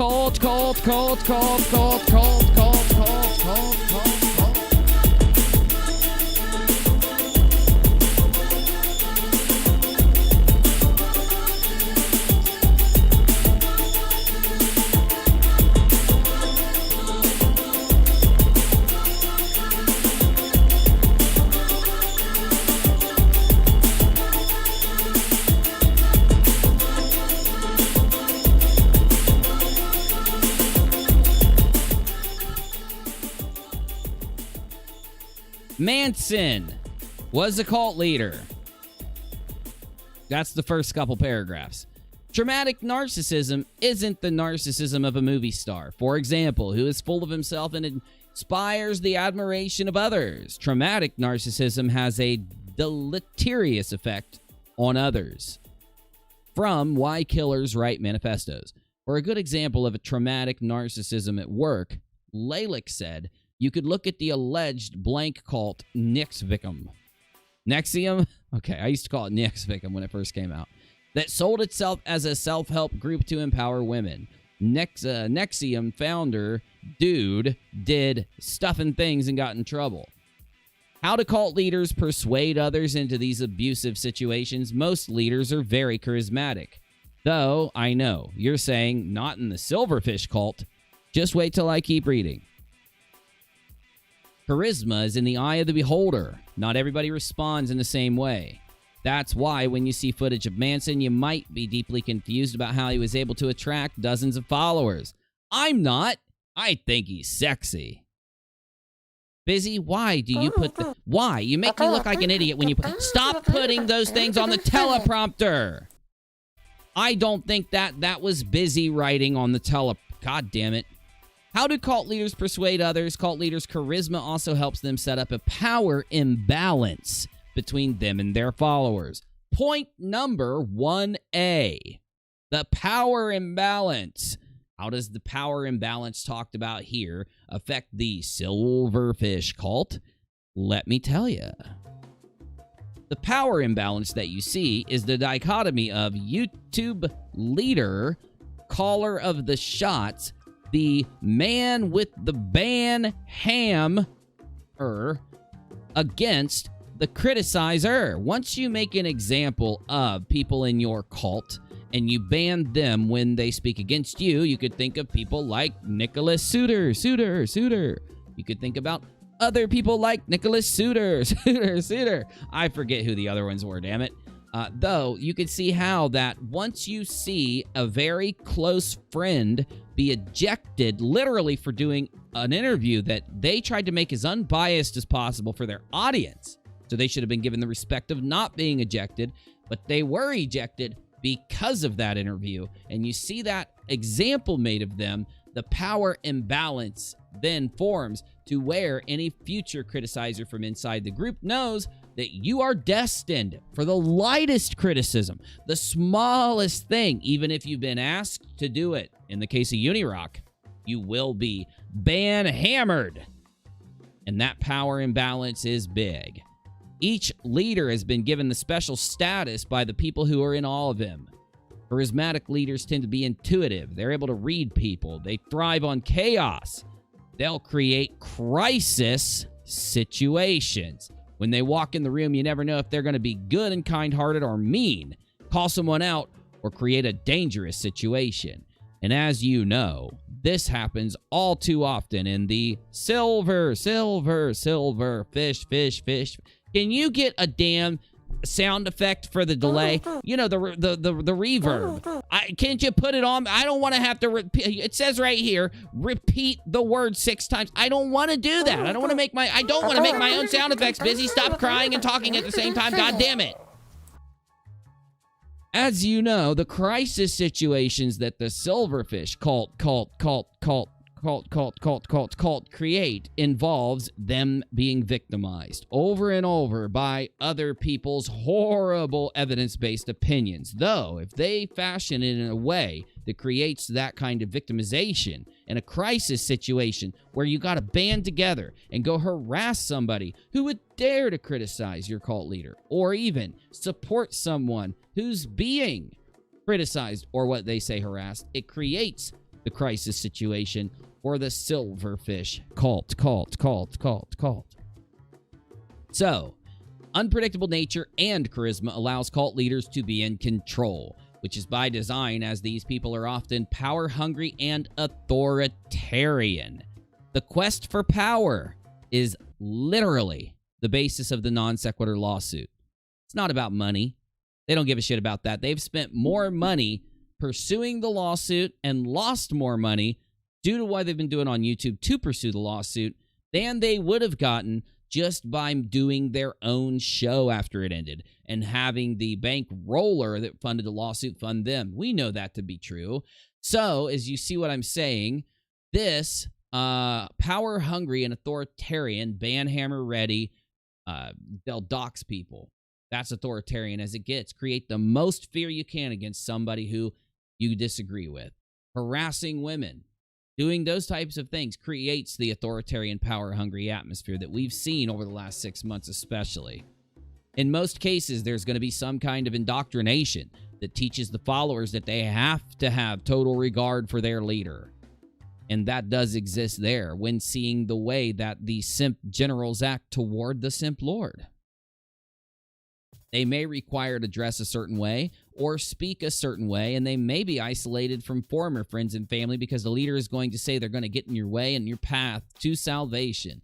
And that does happen. They can't watch UNIRock, Heretic, or anyone, Nate the lawyer. You can't watch them, and they make sure to constantly give out rhetoric that dissuades them from seeing opposing opinions and the evidence behind those opposing opinions, because they know if they see it, then they're either going to have to make the choice to keep supporting their side in the face of such evidence or defect to the other side if they're honest enough to do so. Do they lie to themselves and keep supporting, or do they do what's right and criticize now that they've seen that they've been lied to through the evidence that they've witnessed? These things can't happen. That's why they close it down, isolate, and try to stop them from communicating with other communities. They try to keep them reeled into just the pocket of YouTubers that they approve of and always demonize and put down any person who watches and even create the air that somebody who watches a different YouTuber than them is stupid. But if you did compare their live streams to just a few of my actual show live streams from the last ones I've done, you would see that so much more information, so much more preparation, so much more talent, creativity, and performance goes in to just 30 minutes of my show than every minute of their show rolled into one thing. So it doesn't make sense. You'd think you'd be dumb to just sit and listen to somebody droll on and scream about promising evidence as opposed to the opposite. Though, if their group gets big enough, cult leaders will often set up a hierarchy with underlings to carry out the demands of the leader using charisma by proxy. Nexium recruiters were apparently called masters, and they sought to indoctrinate the slaves. Cult leaders often have personal provocatives that shape their group. A cult leader's sexual fantasies, for example, might translate into part of the cult, according to Lalick. Well, we know that that's happened. Why? Because one of the most polarizing events that happened in the Silverfish cult was him trying to hit on other women that were there, even if they were married, getting called out for it, and creating a harassment campaign to try and discredit the person who stood up and called him out for the behavior.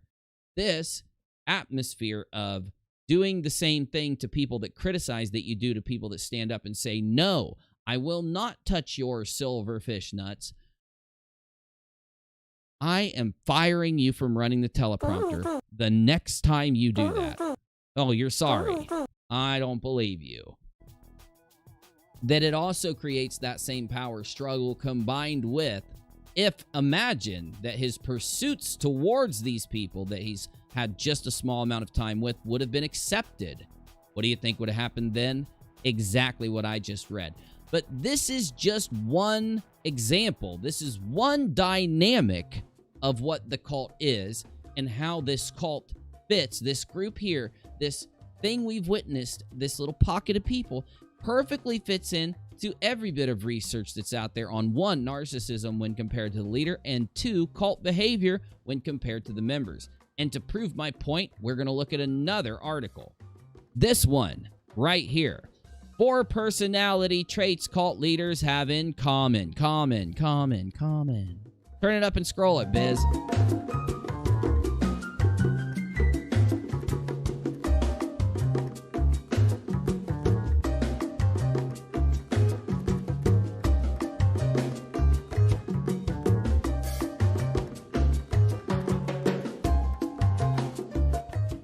To learn more about what makes cult leaders tick, we spoke with cult researcher and author Lalick, PhD, Professor Emerita of Sociology at California State University, Chico. This came from a PhD, a doctor, in the actual state that this cult is formed in.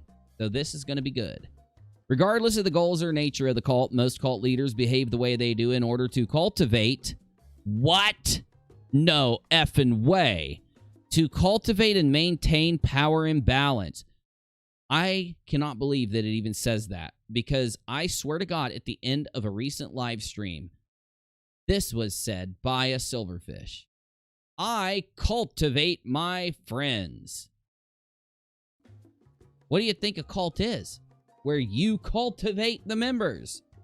Dr. Lalick says if their followers never know how they are going to react to something, they're in control.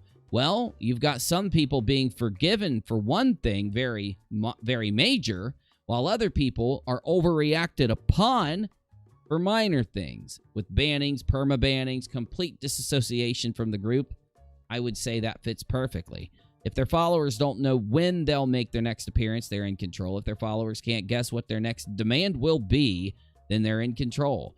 As large as they loom in the public imagination, there's only so much we know about these enigmatic, notorious figures. Here, Dr. Lalick walks us through 4 key traits that we can identify in most cult leaders and why they fuel their rise to notoriety. I'm really getting upset about doing that. I do not like it. I just buy an effect with your crack money. You get to buy things for the... I always buy the things for the show. Buy the effect. This is probably pretty obvious since we're talking about people who literally establish cults around themselves and their own personalities. They must be narcissistic. Stick. But it bears mentioning that cult leaders tend to be highly self-absorbed. They may have simply grown up thinking that they are superior. Or some cult leaders gain their sense of self-aggrandizement after having what they believe to be an encounter with a god or deity.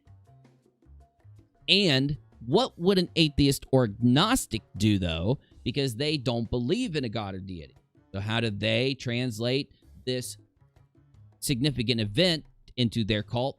The Silverfish cult worships the silverfish as actually establishing himself as something in a community due to his definition of a word, atheism. Most people would say you having a certain definition for a word does not make you a doctor, an expert, or even worth listening to. Though you've somehow fooled your cult into thinking that it does, that is culty as hell.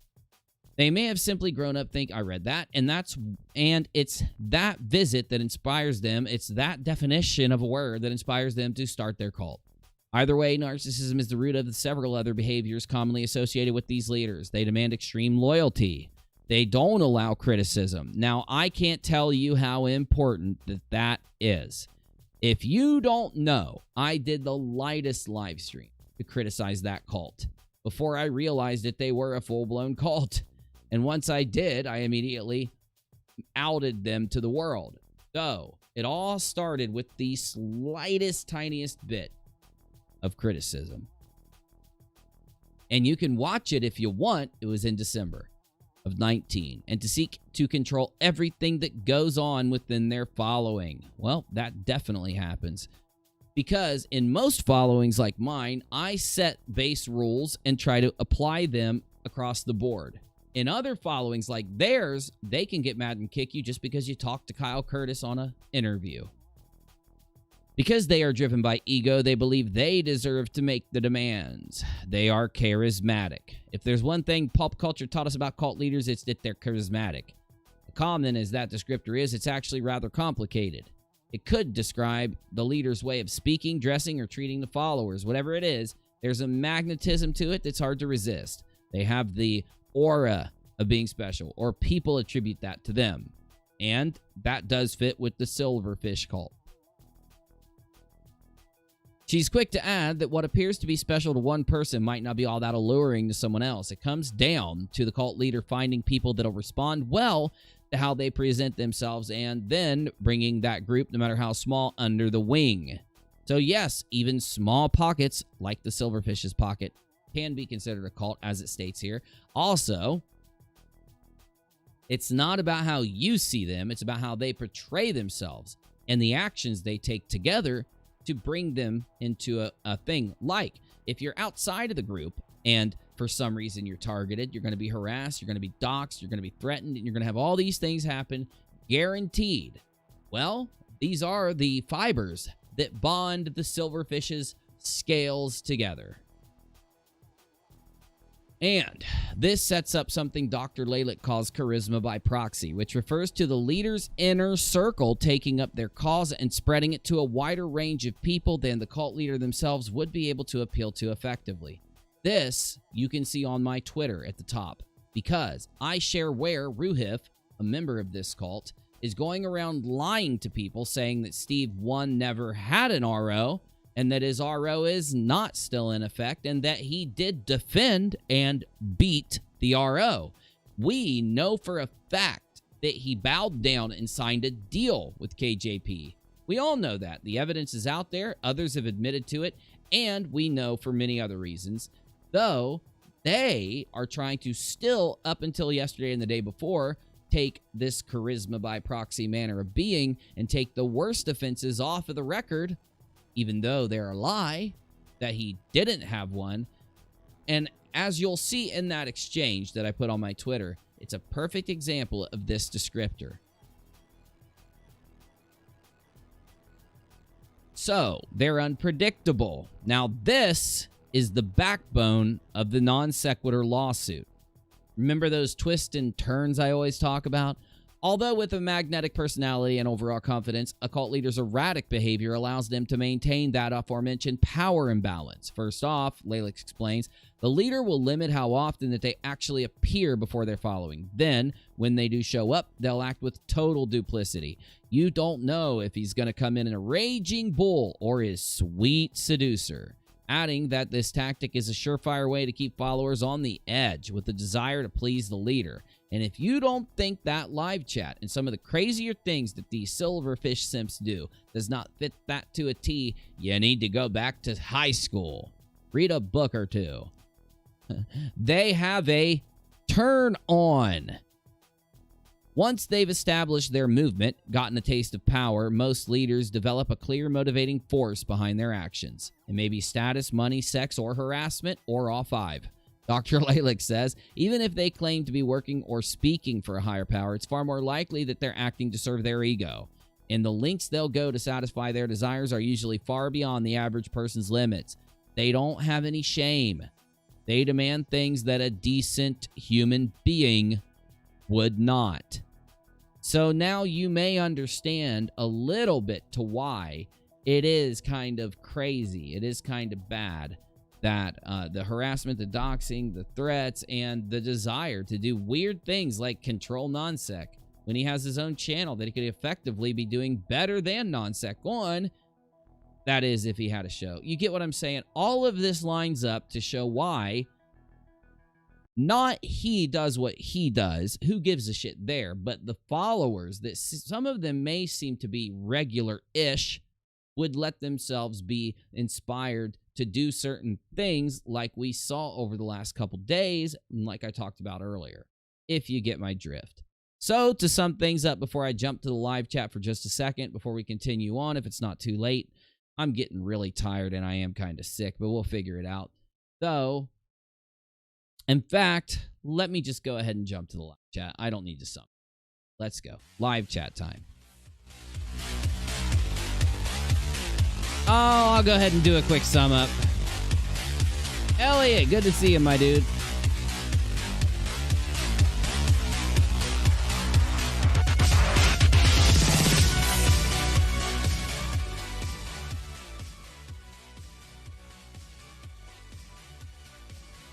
You know, I used to say it's a troll group because I was using his own words. But if I really was to sum up what I see in front of me now, every time a new stage to this whole thing happens, I would sum it up as a cult.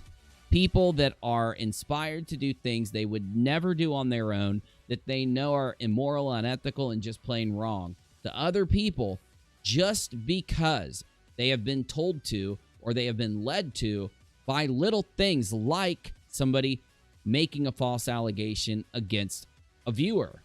Or, like in the past, I could go into many things like Katie Joy standing up for herself in a live chat, being Barbara Streisand into a year-long campaign that ended in, as much as they want to deny it, a restraining order that is still in effect today under an NDA. If he doesn't have it, Ruhif, have him do a live show right now or tomorrow where he gets up, says Katie's name, criticizes the hell out of her, and proclaims to the internet that he doesn't have an agreement with her, he won't ever do it. Though, I want to hear what you have to say before I round this out and decide what we're getting into, whether we're going to play some games or whether I'm going to end it for the night. Let's see what you got.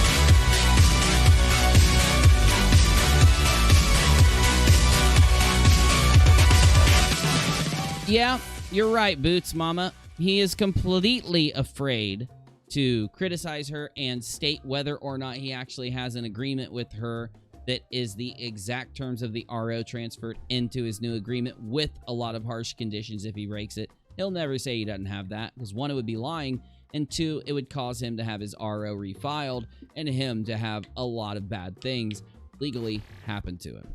So, please play video games. I might.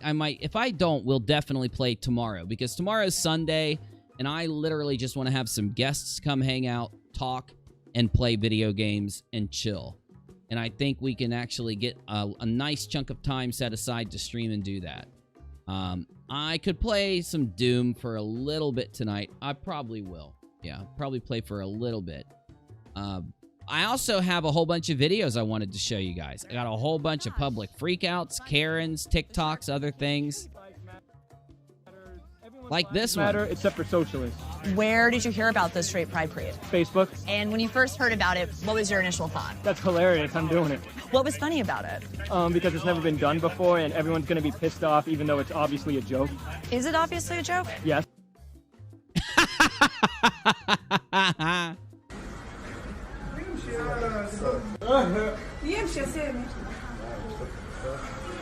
Whoa, what the hell?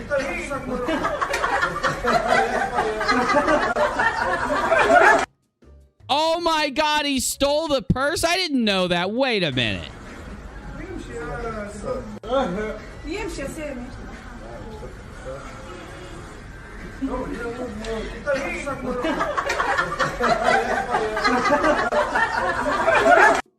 Oh my God, that is so freaking awesome. Look at the freaking snatch. Oh, hell no. Ah, they grabbed the purse. Oh my God.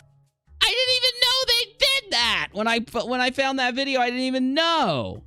You kidding me? And in accordance with God's will, you do now confess it. We're still good, huh? Please, sirs, leave. Please. Where do we be? Anywhere other than here. Okay. This is a solemn assembly, not a photography session. Yes, it is. It's a wedding. You're supposed to take pictures at a wedding. Oh, that's cringy. Oh, that's cringy. I can't keep watching. That's cringy. That word. I don't care who it is. I don't care. Oh, yeah, I'm not listening to the racist Karen, no. It's stupid that I can't go in there with her. It is stupid that she's sitting in there alone. Oh, man. It is stupid that we're allowing this to happen, because it's up to us. We're the ones allowing this to go on, right? We actually have the power, except everybody has gotten too lazy to stand up and fight. They've gotten too comfortable in the freedoms that people died for. China, where you belong. You don't know a damn thing. Go back to China where you belong. That's harsh. Believe what just happened. Can you believe it? Our neighbor called the cops on us for a rowdy pool party. And I'm gonna show you what the rowdy pool party is. This is the rowdy pool party. You're getting rowdy. I can't make this shit up. This bitch is hateful as fuck, dude. What a rowdy party.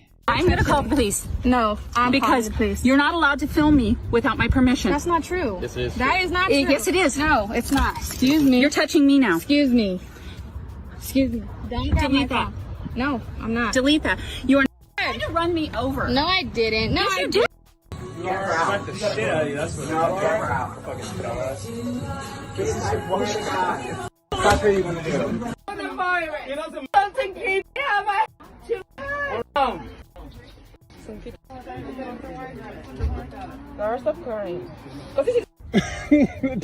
I don't know what that was. Charge nobody.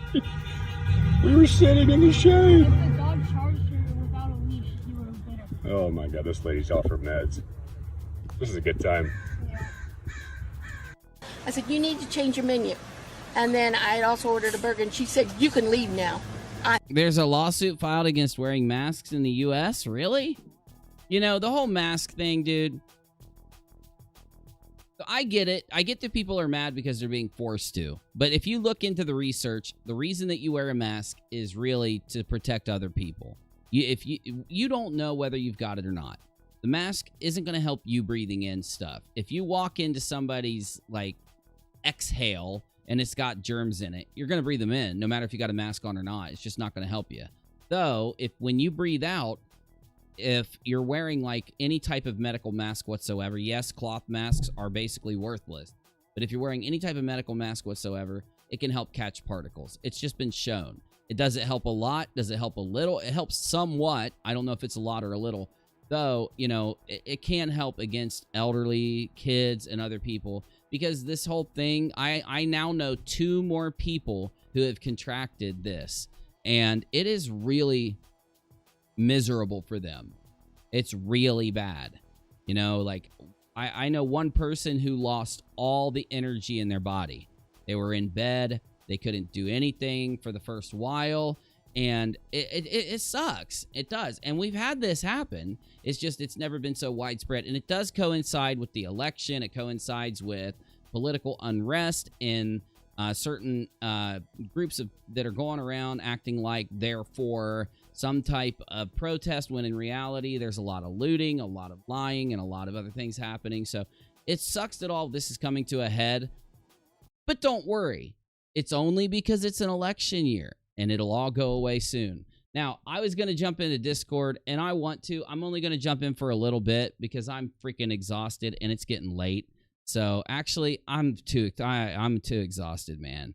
I got Doom pulled up. I wanted to jump in and talk to Navy. What I'm going to do tomorrow, I'm going to stream for a good long while. I'm going to let the peeps come in and hang to make up for going offline tonight. But I'm exhausted. I'm half passing out. I'm not passing out. I'm half passing out now. So I'm going to go ahead and end the stream. Honestly, I just wanted to show you 2 more videos, or maybe 1 more video, or is it 2? We had this one, and then we had this one. So I'll save those 2 for tomorrow, and let's just do a really quick outro. And I want to just make sure Navy BCP knows I'm freaking sorry, guys. Honestly, I would jump in and hang. I talked too long. I shouldn't have talked so long tonight. I'll make up for it tomorrow. We'll just do a chill day with the peeps and video games, and hopefully Bino and BCP will be around so we can do some 7 days and some Halo and some other. We've got a bunch of new games to play. It's going to be tight. Anyway, though, I am sick, though, too. Yeah, definitely. I have an upper respiratory infection. You can hear it in my voice. Anyway, I'm going to get off here and let you guys know that luckily we've got this whole deposition going next week. It's been hard due to the amount of interest and the amount of insanity. I do completely believe that the other side is purposely ramping up what they do for attention and for clicks, because they've noticed that they're not going to be able to lie about Kyle Curtis every day. When your content is completely focused around lying about Kyle Curtis, like theirs is, and inventing things, not attempting to debunk things and be honest about it, and putting out an actual truthful type of take, and instead trying to use the rumors of the X combined with them not putting forth even the slightest effort to debunk anything, and that becomes the basis for actual content that is so extreme that in their mind, oh, we finally have 200 viewers, we're doing so good. So 100, what was the downvotes? Over 85% was negative viewers. So I don't know why they keep thinking to themselves that just because they have people watching, that somehow it's a good thing when they have to disable their like-dislike ratio because they know the majority of people watching are there to witness how far these guys are willing to publicly go, and at the same time as putting on a really bad act of, we're the good guys, we're not lying. And like I was saying, you know that whole thing about the NDA? We know he has an NDA. We know it. And I have evidence. Go to my Twitter. I would pull it up, but I don't even care to. Go to my Twitter. It's at the very top of evidence that they are still trying to perpetuate a lie that he never had an RO, that he somehow defended the RO, even though he entered into an agreement with her, and that, you know, the NDA never existed. And you know what they say when someone says, yes, he does have an NDA? They say, well, do you have evidence that he has an NDA? Are you willing to state right now that you have evidence he has an NDA? I'm willing to state right now that I have evidence he has an NDA. I've shown it, and you're ignoring it. You guys are ignoring the evidence that I showed when the NDA first happened. And it is evidence, because if Steve McRae would have went and told people that he was about to enter into an agreement, and then after he entered into the agreement, he wouldn't be able to talk about it because of the nature of the agreement being an NDA. If he would have said that out loud and you guys would have shown it, you would have said, hey, that's evidence that he has an NDA. Stop lying and saying that Steve doesn't have one, if it was flipped that way. But because it's the other way, they're now trying to say that her telling us that she, you know, before it went into effect and when they were just discussing it, her saying that is evidence of it. On top of that, both of them posting that one post and then neither of them being willing to mention the other is proof of it. And a step further, we've got 3 of his friends slipping up and admitting it's there. What is my point? They say that the reason that you should follow them, the reason that it's okay that they do what they do against Kyle, and the reason that it's okay that they try to frame Kyle to be the worst person ever is all dependent on a couple lies Kyle told a long time ago. And then really, if you break down what they say those lies are, those lies weren't even that bad. It was people trying to pry into his business and him just saying, yeah, fine, whatever, fuck off. Though he was wrong for doing it and he did apologize. They are capitalizing on that. But they won't admit their lies. Are they willing? Hey, you want us to hate Kyle Curtis? Okay, tell us the truth. Tell us the truth.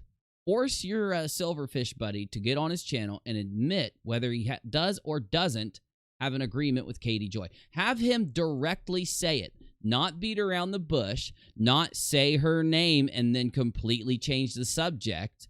Have him actually, and then have to delete the VOD later and erase all mentions of him doing it because he was scared that she'd find out and then actually get him on the NDA, which is the RO continued with more severe consequences. The only reason she agreed, obviously, though, because if you guys can't be honest, though your entire shtick is Kyle Curtis was dishonest with us a year and a half ago, therefore our content against him is valid, then you're hypocrites. You know you are. You know you're worse than what you even say Kyle is. The issue is Kyle isn't that. Kyle apologized for what he did. He's made it up to everybody.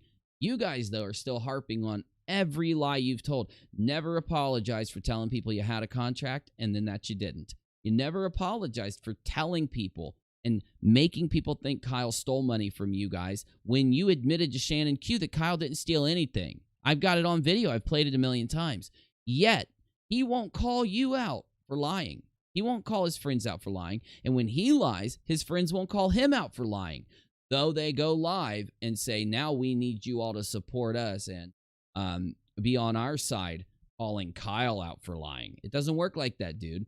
You don't get to, you know, do the thing you're saying everybody else is doing and then act like you're the victim and everything. You guys are, so fine, we'll accept one part of your argument. We'll accept the part where you say that if you can prove that somebody is lying, they become worthy of what you've done to Kyle Curtis in the last year and a half. Therefore, you guys deserve what happened to Kyle Curtis over the last year and a half times a million. Luckily, we're good enough people to where we don't even care to do that to you. All we care to do is to let you know it's not working. And I gave an ultimatum to Steve on Periscope the other day because he was watching my Periscope again. He even typed underneath one of my things. And the ultimatum to him is apologize to everybody for every lie you've told in the last 5 years. Apologize to the GDC. Let people know what you did to that community and where you were wrong. Apologize to Kyle. Let people know why you told people you had a contract and then said you didn't, and admit that you lied. Instead of making all these excuses that don't equate to actual reasons that are just made up, admit where you lied. And apologize to the community and stop it blindly attacking people, lying about people, and doing this stuff. Just do your content and be happy. Everybody would be fine to let this whole thing die then, because I know that the community is still holding on, because you guys can't watch what is going on here and not come out the other side, at least laughing at them for being so they are walking by a candy booth and stealing a piece of candy every day. And then every evening you're walking over to them and saying, I saw you steal that dude's candy today. And no, I didn't. While they've got the wrapper in their pocket and the candy, they're still chewing the gum, or they're still having a jawbreaker in their mouth. The next day they walk by and steal another one, and you run up and say, I just watched you steal it again. No, I didn't. That's what these guys have been doing for all this time. Luckily, it's not working. And again, luckily, it's all died down to where it is now, down the spiral. Tomorrow, in here, video games, we're going to have the peeps on. It's going to be a good time. If you want to support me, you know how, right? Make sure you've hit the like button. Make sure you hit the subscribe button. Please ring the bell on RockAlot and UNIRock too. I'm dumb because I never really told you guys to do that in the past. Please do that for me, okay? And if you do want to help us out, you know to do it on PayPal.me/UNIRock, though it's not required. You don't have to. It's only if you want to do a little more support. That's all it's there for. Thank you for watching. Keep an eye out. We've got a whole bunch of videos of public freakouts, police impersonators, people doing crazy things with Karens and all this. We've got a bunch of mystery topics to hit in October, and it's coming up. We're going to be doing a focus on spooky mysteries and Halloween type stuff all through October on the live show and the uploads. In November, we're going to be focusing on history's mysteries, the biggest mysteries in history, and breakdowns, discussions, and new things when it comes to that kind of stuff. And into December, we're going to be doing more like winter or snowy kind of related stuff.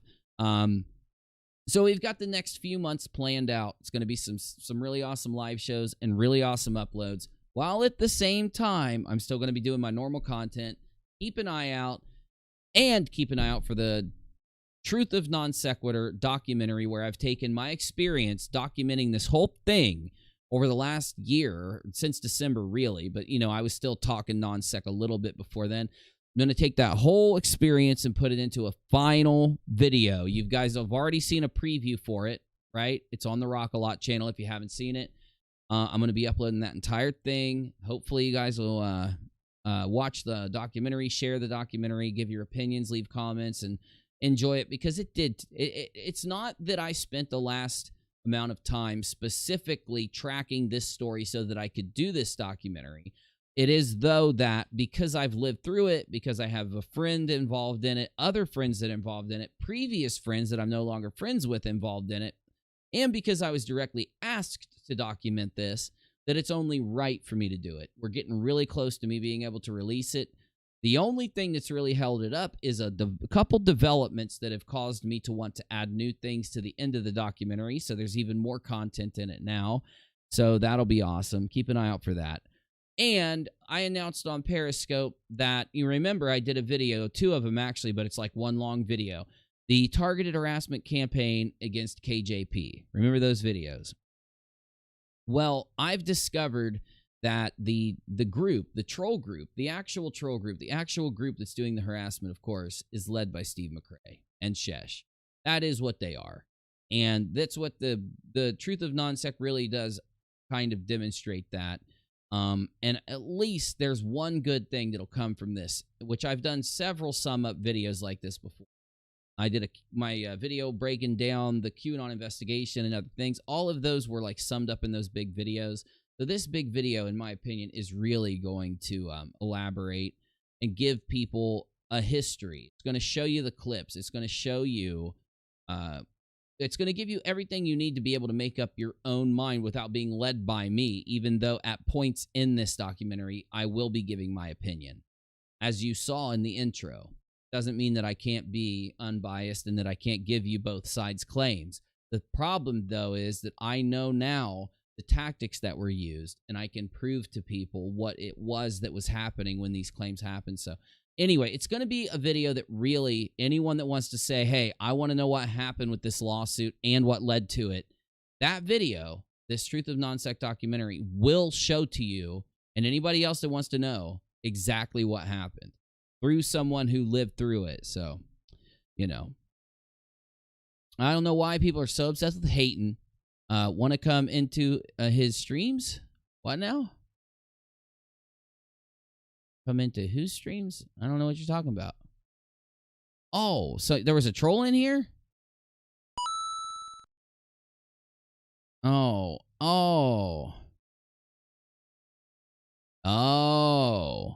Man. Oh, that's somebody from Whiskey Cheeto. Whiskey Cheeto's restreaming us again or something? They have to. They have no content without, you know. They're mad because they know we're all moving on from this stupid story anyway, so they're scared they won't have any content after that happens. And you should be scared because you ain't gonna have any. Peace. See you tomorrow.